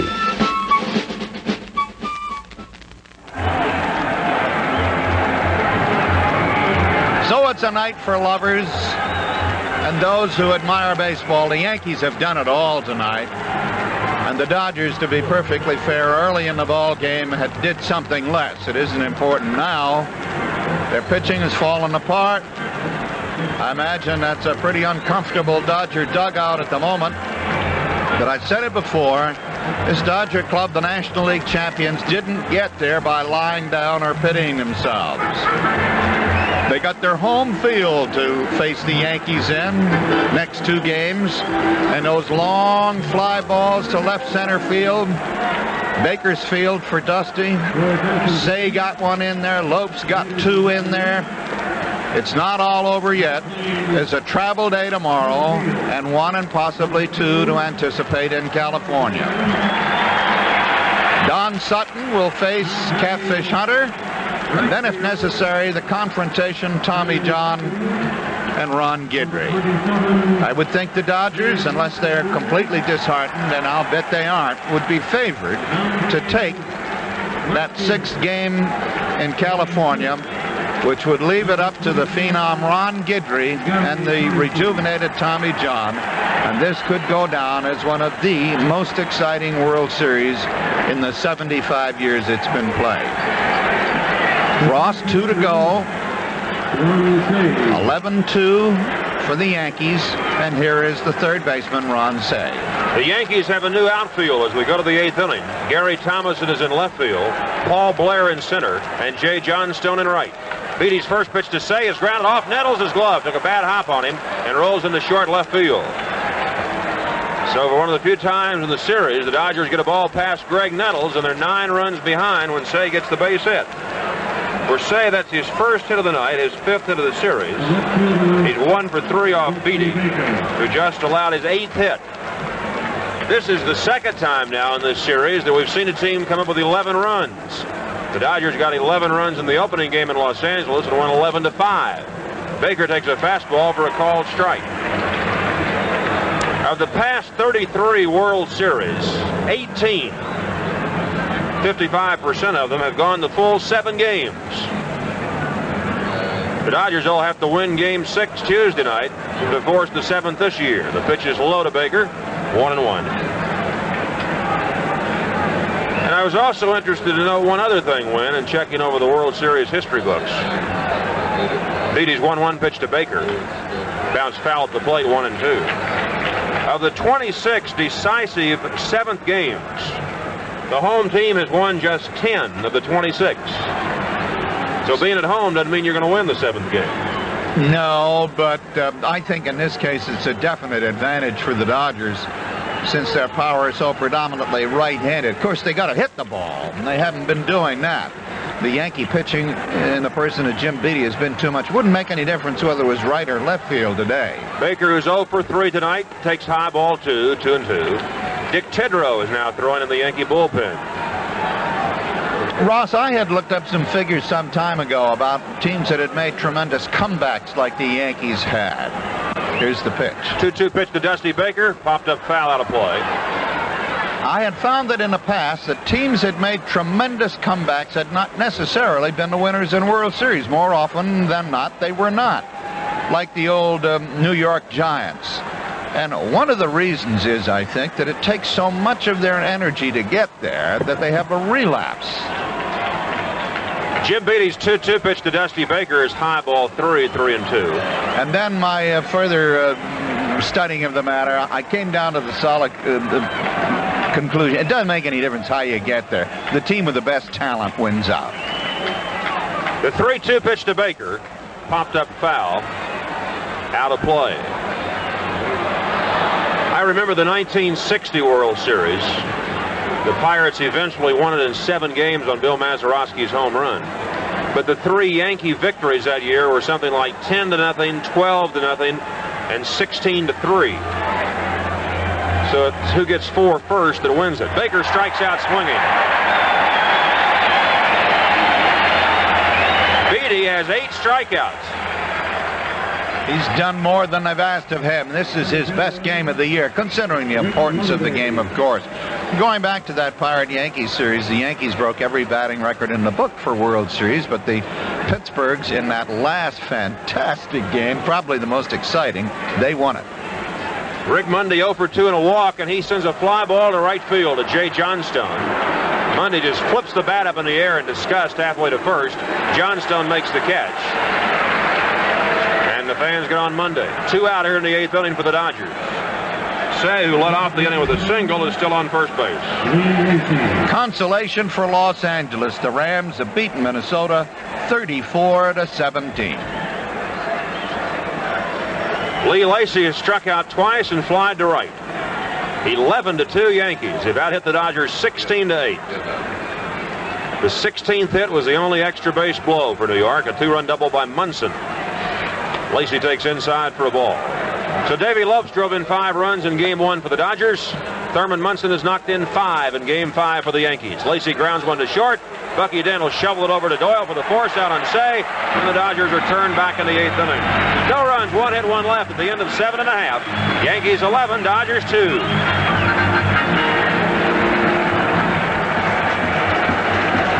Hey, sports fans, did you know that now there's a great way to enjoy the series at home? I'm talking about Melrose Coffee and Grain Beverage. Melrose starts with 3 kinds of rich, robust coffees, then blends in roasted grain to take away the bitter edge. So you enjoy full-flavored coffee taste without the bitterness. And that should make any sports fan a Melrose fan, too.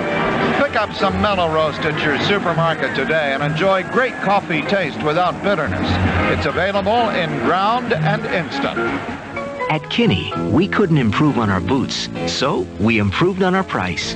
Now through October 23rd, up to $5 off on boots to go at the Great American Shoe Store. I'd like a pair of the 14-inch snoot boots to take out, please. Certainly, sir. Now, would you like that with a little zip on the side? A zip, yeah. A big selection of boots to go at Kinney, all current and up to $5 off. Boots for every member of the family. Tell you what. What? Give me 1 snoot, the padded lining, okay, and 1 horse boot. And hold the stitching on that, could you? You got it, partner. We couldn't improve our boots, so we improved our price, up to $5 off. But remember, now through October 23rd only. I'd like 1 tan heel with strap, and 1 brick wedge, please. Yes. And maybe for my young daughter, the whip stitch boot special. How did you know? Well, boots to go at Kinney. Fast and friendly service. Step up to Kinney and place your order now. And really step out in boots to go. From Kinney, the Great American Shoe Store. Wonderful. And so we come to the bottom of the 8th here. Yankee Stadium, with the Yankees seemingly unapproachable at 11-2. You know, back in 1955, not trying to set you Dodger rooters up, but, you know, why not tell you that your team lost the first 2 games? No, it was 56 where the Yankees lost the first 2 games. Then you guys failed in the 3rd and 4th game. And coincident with this game, the 5th, the Yankees won it and won a game that was Don Larson's perfect game. So things could be worse. They could be better, too. And regardless of whether they're better or worse, this is the way they are. 11-2, last of the 8th. And Ross, what goes now? Gary Thomason will lead off a win for the Yankees at the 8th, and he takes a knuckleball from Charlie Huff for a called strike. That was Charlie Huff's 64th pitch of this game. He came on in the 4th inning. Now he's into the 8th. The next pitch to Thomason is foul back. Thomason came on to replace Roy White in left field in the top of the 8th, but he is hitting in Lou Pinella's spot. Greg Nettles is on deck and Jim Spencer to follow. The Dodgers scored the first 2 tonight, but the Yankees have the last 11. And the next pitch is high and outside for ball 1-2. Thomason, who was in the National League until this past season, used to be with the Giants, went to the A's and then to the Yankees, batting from the left side, and swings and strikes out on a knuckleball from Charlie Huff. So Huff has his 3rd strikeout. Charlie has allowed 4 runs on 8 hits, has 3 strikeouts and 1 walk. Greg Nettles has a single in 4 at-bats. Doug Rowell tossing in the Dodger bullpen. He and Rick Rhoden have not been used from the Dodger staff. First pitch to Nettles is high.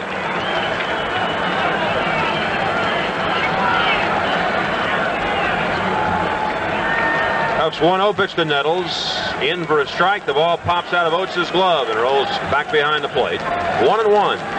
Are there actually that many so-called pass balls in a game that Huff, because it seems like every other one is hopping?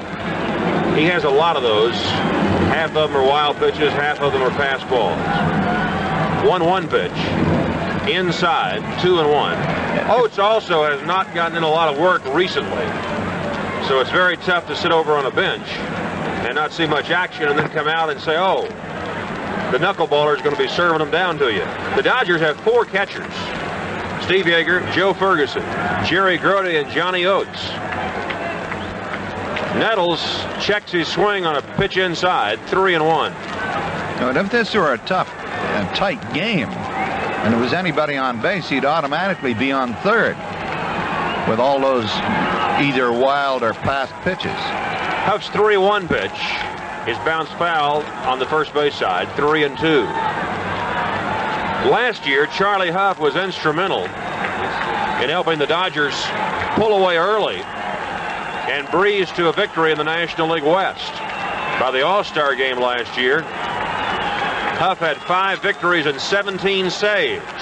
He wound up with 22 saves. This year, Terry Forster came to the Dodgers, and he became the bullpen ace. Nettles strikes out on a knuckleball, and we have 2 away in the 8th inning. And Forster turned right around this year, and he duplicated Huff's statistics. 5 victories, 22 saves.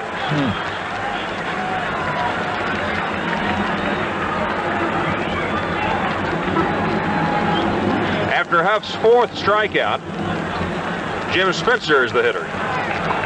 Spencer singled in his last trip up. He's 1 for 4 tonight. Huff's pitch is low. The Yankees' 15 singles tonight ties a World Series record held by the New York Giants in 1921 and the New York Yankees in 1936. 2 out, bases empty, bottom of the 8th. Yankees 11, Dodgers 2. Game 6, Tuesday night in Los Angeles. Sutton and Hunter. Spencer swings and misses. 1-1. Johnny Oates is due to lead off in the bottom of the 9th, or the top of the 9th for the Dodgers. Then it'll be Davey Lopes and Bill Russell. Huff rocks and delivers. 1-1. Knuckleball high. 2-1.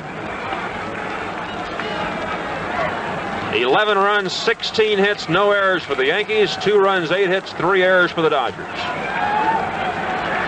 The 2-1 pitch to Jim Spencer. Low and inside. Ball 3. 3-1.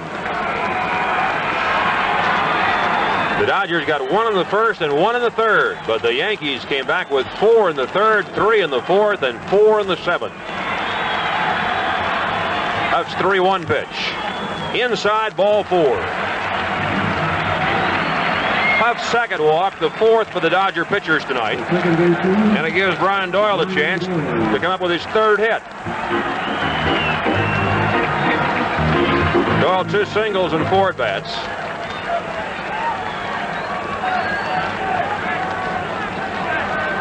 $11 to 2 New York. They're about to take a 3-game to 2-game edge in this World Series. And a home team continues to dominate. 5 for 5 this year. There's a drive down the right field line. At the line it is. Fairly apparently touched by a fan. Or was it foul? Apparently foul. They're going to send him back. So the ball disappeared out of our view in the right field corner. Marty Springstead threw his hands up, but didn't give the usual gesture that an umpire will make one way or the other. Probably tired. No balls and 1 strike to Brian Doyle.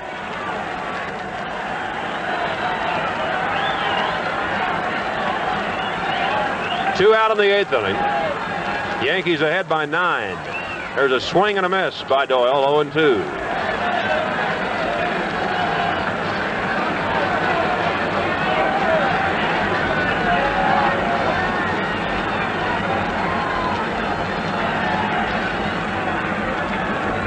Charlie Huff ready. The 0-2 pitch. Line drive to right field. Here comes Smith. He can't get it. A base hit. So Doyle 3 for 5, hitting in the number 8 spot. The Yankees have their 17th hit and 16th single. And they have a new World Series record for singles in one game.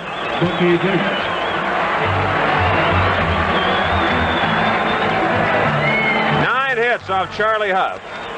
And you have to feel sorry for Charlie. He's asked to mop up in a game that's going 11-2 against him. He's thrown now over 80 pitches. And here's a man who probably averages 1 inning per performance. Bucky Dent has 2 singles and 3 at-bats and a walk, and the first one way outside, and Oates staggers to get it and knocks it in front of the plate. Ross, I'm tempted to say that this is one of those times when the game ain't over until you got 9 innings played, that it would be better if we only played 8. But I can remember when I was a very little boy standing on a street corner, and I've just checked it up on the records. It was Saturday, October 12th. Here comes the pitch. Fastball for a strike to Dent, 1-1. Ross, it was Saturday, October 12th, 1929, and I actually heard the radio, that magnificent instrument, when the Chicago Cubs were leading the Philadelphia Athletics 8-0. Knuckleball is high, 2-1 to Dent. And in the last half of the 7th inning, you probably know, the Athletics scored 10 runs. I heard every single one of them. I suppose it could happen again, but I'm not going to bet on it. And the stock market crashed the same month, didn't it? Yes, it did. There's a foul out of play, 2-2. I hope the Dodgers don't score 10 runs. If you're wondering whether the Yankees are approaching a World Series record for hits in a game, they're a little shy. They have 17. The record is 20, held by the Giants in 1921 and the Cardinals in 1946. Playing the Yankees and Red Sox, respectively. Huff's 2-2 pitch. Foul back by Bucky Dent. In that moment in history that the variety says Wall Street lays an egg, I remember I was riding on an elevated train in Boston, heading from our little town to Boston. The Boston Post, which no longer exists, had a big headline that says, "Stock market crash." I had no idea what it meant. 2 on, 2 out, 8th inning, 11-2 Yankees. Huff's 2-2 pitch to Dent. Ground ball, pass safe, base hit down the line. Spencer scores. Doyle to third. Baker throwing to second. And into second is Bucky Dent with a double. 12-2 New York.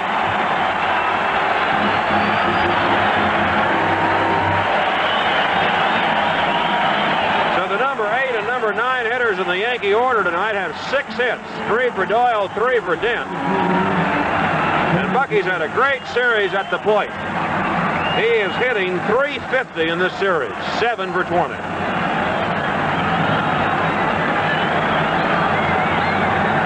Run and 10th hit off Charlie Huff. 18 hits for the Yankees. Their second double. Here's Paul Blair up for the first time, and he swings and misses.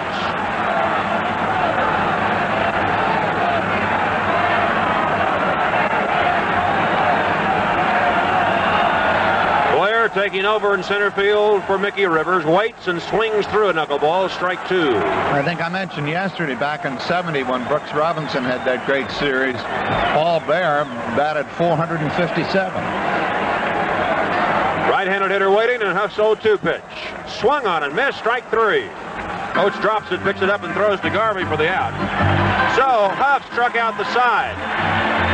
But the Yankees got another run on 2 hits. They lead 2. And as we go to the 9th inning of World Series Game 5, it's the Yankees 12 and the Dodgers 2. When do you say Budweiser? Whenever the moment is right for a great beer. When do you say Budweiser? Whenever the good times. So no matter what happens, we're half inning away from the last game of the 1978 season here at Yankee Stadium, at least. We go to California on Tuesday and possibly another game on Wednesday. And before you start moaning or rejoicing about this year, why don't you start thinking about how much fun you're going to have next year with this great game. Next year's exciting games can be all yours with the 1979 season ticket plan. The clubs, each of them, have a ticket plan to fit your needs. So why don't you snap it out now and join the 40 million fans this year who enjoyed baseball at the ballparks, and you make it at least 40 million and one. Baseball fever. Catch it now for 79. The preceding has been brought to you on behalf of Major League Baseball. A young Mike Heath has replaced Thurman Munson behind the plate for the Yankees. His chance to get in World Series play as he catches his young Dartmouth teammate Jim Beattie. And that's catcher Oates up there for Los Angeles. And I can feel we're on our way. The organ is playing California, Here I Come, and happy days are here again. We go to the 9th inning, and the first pitch is a fastball to Johnny Oates for a called strike. Jim Beattie staggered at first. He was down 2-0 in the 3rd inning. The Dodgers had him on the ropes with 2 out in that inning, and he got out of it, and since then, he's been the master. There's a smash through his legs to center field, a base hit for Oates. So Oates a walk and a single since he has come in. The Dodgers have their 9th hit off Beattie, but it's a 10-run ball game as Davey Lopes comes up.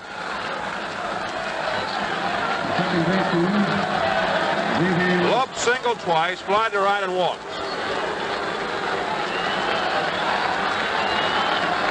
Big Jim Beattie delivers, and it's outside for a ball. Beattie did not have a complete game during the season in 22 starts. He went 5 1/3 innings against the Royals in the American League playoffs. And here he is in the 9th inning. Ground ball to third. Nettles has got it down to second for 1. To first. Double play.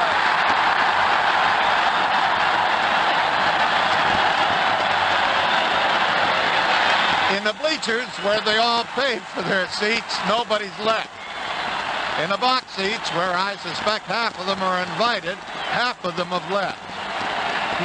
Jim Beattie, 1 out away from his first complete game of the year, and the Yankees' 3rd win in this 78 series. It has been a disastrous weekend for the Dodgers in New York. They came here leading the series 2-0. Some people thought the Yankees were through, but the Yankees didn't. They're going to win 3 in a row. Russell, a ground ball. Beattie's got it. He'll run to the first baseman. Underhanded, the game is over. The Yankees win 12-2. They lead the series 3-2. Win, I want to again say how much I've enjoyed working with you, Ralph Kiner, and all the CBS gang again this year on the World Series. Look forward to seeing you and Bill White and company in Los Angeles on Tuesday. Okay. There's absolute bedlam down there, Ross. I see kids down there trying to dig up the pitching mound. Honestly, they're down there trying to dig up the pitching mound. And there's 100 or more just running around. Ross, I know you got to make the play. Again, thanks a lot. It's been great. So that's it. 5th game. Yankees win it 12-2. And it'll be off to California on Tuesday. Don Knotts for Mailgram. You know, a lot of guys have no imagination when it comes to saying something special, but I have a way to really impress my date. I simply call Western Union and dictate a mailgram message. Dinner at El Swanko was swell. The old impact of a telegram at a fraction of the cost really makes them swoon. Next time, I might even pick up the check. When you'd like to say thanks in a special way, call Western Union and send a mailgram message. Take your contact, take it now. Give your cold to contact. Before you choose a cold medicine, you should know that no cold tablet, no cold liquid has found the way to give you Contact's continuous relief. One Contact works up to 12 hours. Helps relieve all your congestive symptoms, all day, all night. That's the wonder of Contact. Give your cold to Contact. Take only as directed. This is Phil Jones reporting from Washington on the CBS Radio Network. Here at the U.S. Capitol, the 95th Congress has finally adjourned after a marathon session lasting some 34 hours, the longest adjournment finale in history. Speaker Thomas O'Neill was presiding over the House as the adjournment resolution was voted on. Mr. Speaker, I move that the House do now adjourn sine die. Question is on the last motion that the gentleman from Texas will make in the Congress. Question is on adjournment. All those in favor say aye, opposed no. The ayes have it. The House stands adjourned. In accordance with the provisions of House Concurrent Resolution 760, the Chair declares the second session of the 95th Congress adjourned sine die. Repeating, the 95th Congress has adjourned for the year, and most members are now headed home to campaign for re-election. And now back to the World Series in New York. Okay, back at Wild Yankee Stadium, where the green out there is all filled with people. You can't see the grass anymore. I know if you're a Yankee, Rudy, you'd hope that we'd go on and just tell you how the Yankees did it again and again. And if you're a Los Angeles rooter, who cares? You know, you've had it. Anyway, the Yankees did it, 12-2. They lead 3-2 in games. We go out to California. The game Tuesday. It'll be 8:15 airtime right on most of these CBS Radio Network stations. Sutton and Hunter, and the Dodgers have to win to stay alive, or the Yankees have won their second successive World's Championship. 12-2, Jim Beattie, a complete game, 9 scattered hits. Everybody got into the act for the Yankees. 18 hits by the New Yorkers. Now let's pause for these few words. There's a kind of man who's mighty proud. Proud of his car, and you'll hear him say out loud, I take good care of what works hard for me. So for my car, it's STP. Yeah, in my car, it's STP. The kind of man who takes care of his hard-working car has got no use for a dirty carburetor. So he gets a little red can of STP gas treatment and adds it to the gas every time he fills up. STP gas treatment gets in there and helps keep that carburetor clean. And that's honest work for something that comes in such a small package. I take good care of what works hard for me. So for my car, it's STP. It's me and STP. 12-2 Yankees, and again, need I tell you again that the crowd is taking over the field. You know, Ross said something very interesting before he left. He said, for the Dodgers, it's been a lost weekend. We should have known that, Frank Miller and I, the producer of our show. We flew back from California after the first 2 games, and guess who was one of our passenger companions?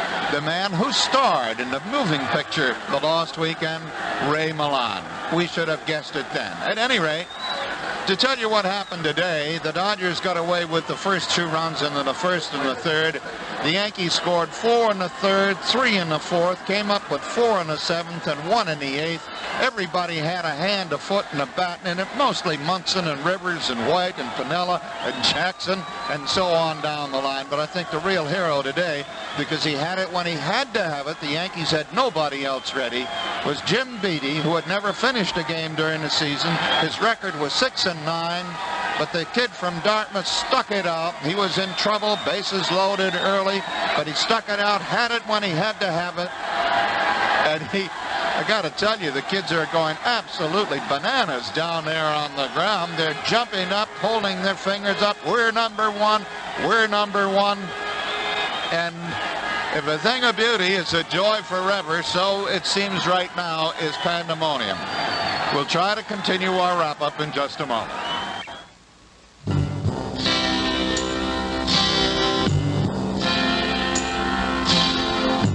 Someday you'll own. Someday you'll own. Sooner or later you'll own Generals. Don't buy tires until you visit your General Tire headquarters. You'll find a tire that's right for you and a price that's set for today's budget. Choose from steel-belted radial, glass-belted polyester cord, and economical 4-ply nylon cord tire. Or go with the sporty look of wide leather whites. They all incorporate General's 62 years of tire building know-how. Quality, choice, price. General has the tire for you. Check your yellow pages for the General Tire headquarters nearest you. Sooner or later you'll own Generals. Sooner or later you'll own Generals.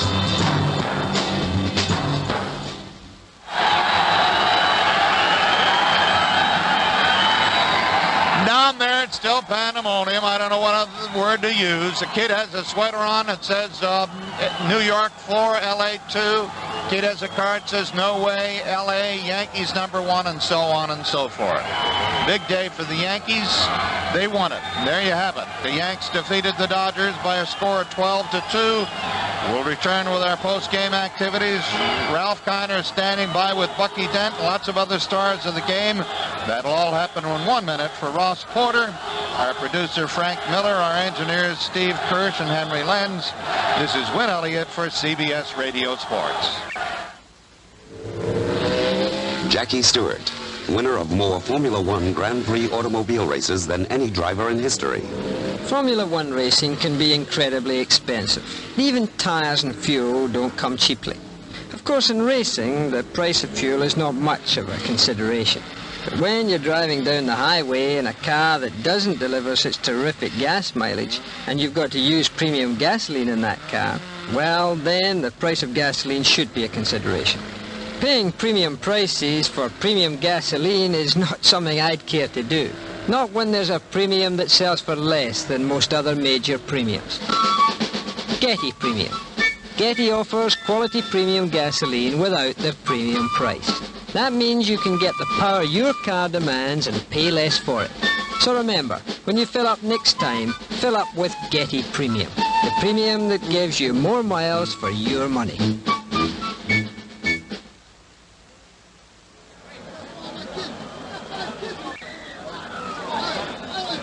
From our vantage point here in the Yankee dugout, this is Ralph Kiner, and I'm talking with Bucky Dent. And Bucky, I'm not too sure whether this is a vantage point or not with all the pandemonium that's going on out in that field. I've never seen anything like it. They're tearing up the grass. Geez, I missed it last year because I ran off the field, but now that I've come back, man, they're really doing a job. Well, the Yankees won it big here today. They won by a score of 12-2, and you were right in the middle of it. Again, of course, to remind everybody out there, was Bucky Dent that got the big 3-run home run in Boston to put the Yankees into the championship playoffs, then later on into the World Series here. Bucky, in the third inning with the Yankees trailing 2-0, you started off with a walk on 4 pitches. That got a 4-1 rally started, and then you were on base 4 out of 5 times in this game. Well, I'm just a contact hitter, and I just, go up there and try to look for a ball I can hit that, I can hit a single. I'm not going to hit the ball out of the ballpark, especially in this ballpark. It's so big, and, I'm just trying to put the ball in play, and tonight they started to fall in for me. Well, twice you had base hits off Bill Russell, the shortstop of the Dodgers, off his glove. You used the opposition guy that plays your position. Well, the first ball I hit real good. It was a tough play. It short hopped him, and it was just one of those plays where, shortstop, you either catch it or you miss it, and it bounced off his glove. And the second one, it was a ball deep in the hole, and it just tried to backhand it, and it came up on him. Lucky, this infield, of course, has a reputation for being a very good infield to field on, probably better than Dodgers. Well, Dodger Stadium is very hard. It's one of the toughest infields I've ever played on, and Yankee Stadium here, they do a real good job. They keep it in good condition, We tell them the way we like it, and they try to do it, and I think it's one of the best in the league. Well, they're going to have a lot of work to do before next season starts. Put this field back in shape after they tear all this grass out. It looks like it. Bucky, what about the knuckleball of Charlie Huff? The Yankees got to him for 5 runs and had 10 base hits. off the knuckleball pitcher. He is noted for having a good knuckleball, and you had a double off that knuckleball. Well, you know, Charlie is one of the best knuckleballs I've seen besides Wilbur Wood. And you know, our ball club, it seems like we hit knuckleball pitchers pretty well. You know, we hit Wilbur very well. And, you know, our little guys, you know, we just go up there and try to make contact. And, you know, we just found some holes. Jim Beattie, the winning pitcher, going all the way. And a young rookie, of course, pitching in his first World Series. He gave up 2 runs, allowed 9 hits, struck out 8 batters, and 5 of his 7 strikeouts were with a runner in scoring position. That's pretty good clutch pitching. Well, he did a fine job tonight. He threw one of the best games I've seen him throw all year. He struggled a little bit, you know, got behind a few hitters, but when he had to get him out, he went right after him and did the job for us. And I'll tell you, he's going to be a good one. When Lemon came out to the mound in the 7th inning, 2 walks in a row and no one out, he talked to Jim Beattie on the mound, and you were in on the conversation. What did he have to say? No, I didn't really hear what he had to say. You know, they were gathered around over there. But I would imagine he just told him just to go right after him. You know, we had a 5-run lead at the time, I think. And if I know Bob, he probably just tried to settle him down and tell him just to go right after him and throw strikes. Bucky Dent, you move on now to Los Angeles, playing Tuesday night and possibly Wednesday night. It's a different ballpark over there. Of course, this ballpark certainly suited to the Yankees with the right-hand power that the Dodgers have not been able to utilize the long fence in left center field. But now they're back home, and there's definitely an advantage playing in your home ballpark. I think that makes a big difference. Well, I think so, too. You know, they jumped on us for the first 2 games out in Dodger Stadium. Catfish pitched a good ball game in the second game, and we just hope that he can have us controlled, and he can beat him if he has, you know, a pinpoint control. And if we go out and score him some runs, he'll be tough. Well, the Yankees are scoring runs now. They certainly had quite a day here today, getting 18 base hits in the ball game and winning by a score of 12-2. Bucky, a big day for you with your fine hitting and also very good fielding. No errors for the Yankees in this ball game.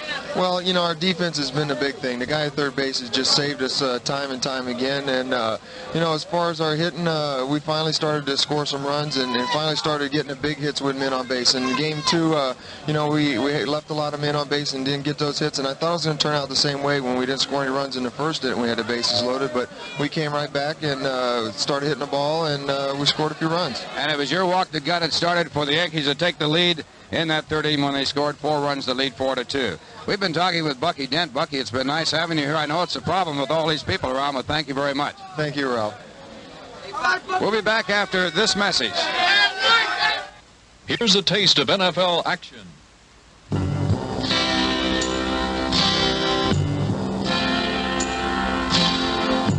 Someday you'll own. Someday you'll own. Sooner or later, you'll own General's. For 60 years, General Tire has been one of the nation's leading tire manufacturers. But General Tire means more than tires. Our one-stop car care centers are staffed by experts who know how to take care of your car, whether it's wheel alignment, wheel balance, lube and oil change, muffler, shock absorbers, brake, or batteries. You get fast, dependable service using name brand parts and materials. Your car gets a free 7-point safety check, too. And best of all, it's priced right. For tires and service, check your yellow pages for the General Tire headquarters nearest you. Sooner or later, you'll own General's.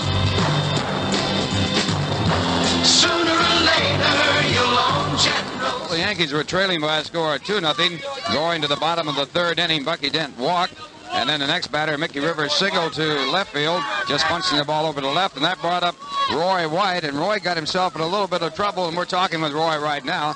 He was up to bunt, and you didn't sacrifice, but then you followed with a base hit, and that was a big part of the ball game, the Yankees getting their first run.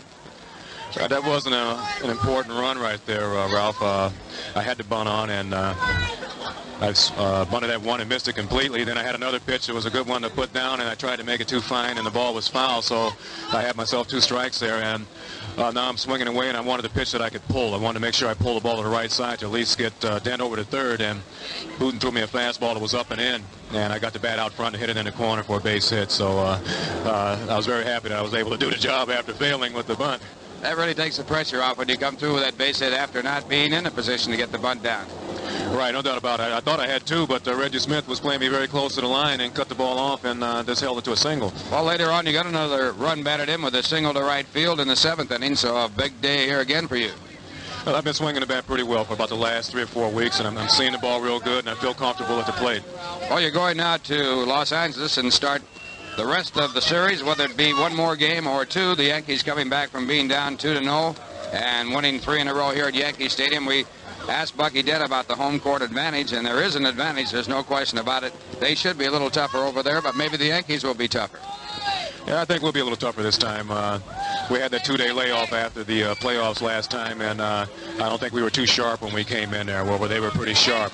Now we just have the 1 day off, and then we're coming back. I think we'll be a little sharper this time, and everybody looks like they're swinging the bats real well for us now, and they're not swinging as well as they were the first couple of games. So I hope that can carry over, because we have some tired bodies over here and some guys with some aches and pains that like to get it over with right now.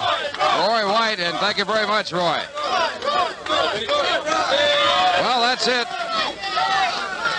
That's it from Yankee Stadium fans. We got a big crowd of people who spilled out on the field, but it's an enthusiastic crowd. They're chanting the Yankees are #1, and as Roy left here cheering for Roy White, who had a big game along with the rest of the ball club. Thurman Munson, with an outstanding game, driving in 5 runs, was unable to be on the show because he had to ice down his ankle that he injured while he was in the ball game. The 5th game of the 1978 World Series is over. CBS Radio Sports has been happy to bring it to you. Once again, the New York Yankees defeated the Los Angeles Dodgers by a score of 12-2. This broadcast has been sponsored by STP Products, by the Brewers of Budweiser, King of Beers, by Western Union, by Quantel Business Computers, the Common Sense Business Tool, and by Ford Motor Credit Company, the people who want to give you credit for being you. Win Elliot, Bill White, and Jerry Coleman will be at the CBS microphones in Los Angeles Tuesday night when the World Series resumes. Be sure to tune in for Game 6 Tuesday at 8:15 p.m. Eastern Time. For Win Elliot and Ross Porter, our statistician John Gallagher, our engineers Steve Kirsch and Henry Lenz, our producer David Kerman, and Frank Miller, executive producer of CBS Radio Sports. This is Ralph Kiner saying so long from Yankee Stadium for CBS Radio Sports. You've been listening to this latest game of the World Series on WCBS New York. It's 4 minutes before 8 o'clock, and of course you'll be able to hear the 6th and, if needed, the 7th game of the series live right here at WCBS Newsradio 88. Oh, Michael, I love Europe. Just look at this hotel. It's so quaint. Look at that quaint old bed and the quaint old sink and the... What's that out the window? The quaint old bathroom. If you pick a tour just to save money, you could end up paying for it. For instance, you get to Europe and find your hotel is 400 years old, and so is the plumbing. But when you take a tour from Pan Am's world, we can promise you that Pan Am's quality control staff has eaten at restaurants we recommend, slept at hotels we offer you, and taken the same tours we give you. Wherever you plan to go, ask your travel agent to book you on a tour from Pan Am's world. We offer more tours to more places than anyone else. You can pay for a Pan Am's World Tour now, or take someone else's tour, and maybe end up paying for it later. Pan Am's World has 21 fall and winter European and Mediterranean tours to 11 countries. Call your travel agent or call Pan Am for details. There's something for everybody who loves the Lord & Taylor look and appreciates getting it at savings. At Lord & Taylor, you'll find savings on better dresses, impeccable men's sportswear and furnishings, on designer furs, home furnishings, including a fine silver plate sale, and specially priced women's blouses with that menswear look. Warm downs and robes, children's outerwear, the great Lord & Taylor look at great savings at the Lord & Taylor store nearest you. Clear tonight, lows near 40 in New York City, in the 30s in most of the suburbs. Tomorrow, increasingly cloudy, maybe some showers toward tomorrow's nightfall. The highs tomorrow in the low to the mid-50s. It is 50 degrees Fahrenheit or 10 Celsius at the WCBS Weather Center, and this is WCBS New York. The following a paid political announcement. Excuse me, are you voting in the general election for U.S. Senator New Jersey? No, I'm not. You're not, huh? Hey, didn't we meet in the primary? You're right, we did. And didn't you say you never vote in primaries, that you only vote in the general? Right again. You're good. Well, the general election is coming up. What's the problem? The problem is that in the primary, you convinced me if I didn't vote for Bill Bradley, he might not make it to the general. So I went out and voted. So? That's great. But Bill Bradley didn't need my vote. He won easily. Don't you understand the reason Bill Bradley won so easily? What? It was because so many people like you decided to vote in the primary. Oh. Now, if we take the general election for granted, Bill Bradley could have some problems. Uh-oh. Just make one more trip to the polls on November 7th. You're very convincing. Thank you. By the way, you know, I took your suggestion on how to remember to vote in the primary, the one where I pretend it's the general. Right. Well, now I need a way to remember to vote in the general. Well, it's simple. Just pretend it's the primary. Oh. Paid for by the Bill Bradley for U.S. Senate Committee. In the hourly headlines, the 95th Congress has adjourned after sending President Carter a $19 billion tax cut bill and an energy package. The Yankees have trounced the Dodgers 12-2, taking a 3-2 edge in the World Series, which switches now back to L.A. Also ahead, a New York State audit says it would cost the city millions more under the new police contract just to maintain the present level of patrols. We'll hear a PBA denial. There were no Sunday talks, but negotiations aimed at ending the New York City newspaper strike resume tomorrow morning. More bargaining is underway in an effort to end the 9-week teacher strike at Levittown, Long Island. In sports, in addition to the Yankees' big victory, the Jets and the Giants both won. Coming up as well, warning, your fireplace may be robbing you of heat. This is Clem Labine, and I'll be back shortly to tell you what to watch out for. Also, we'll get some wine talk from the Grapevine with Rob Sunday. On this Sunday, October 15th, I'm Robert Vaughn. Now CBS covers the world at 8. CBS News. The 95th Congress adjourns after a marathon session that produced a tax cut bill and a national energy program. I'm Ed Bradley reporting on the CBS Radio Network. The Senate worked 34 straight hours before adjourning minutes ago. The House, a few hours less. President Carter said Congress left a record of accomplishment unmatched in more than a decade. Lee Thornton has more.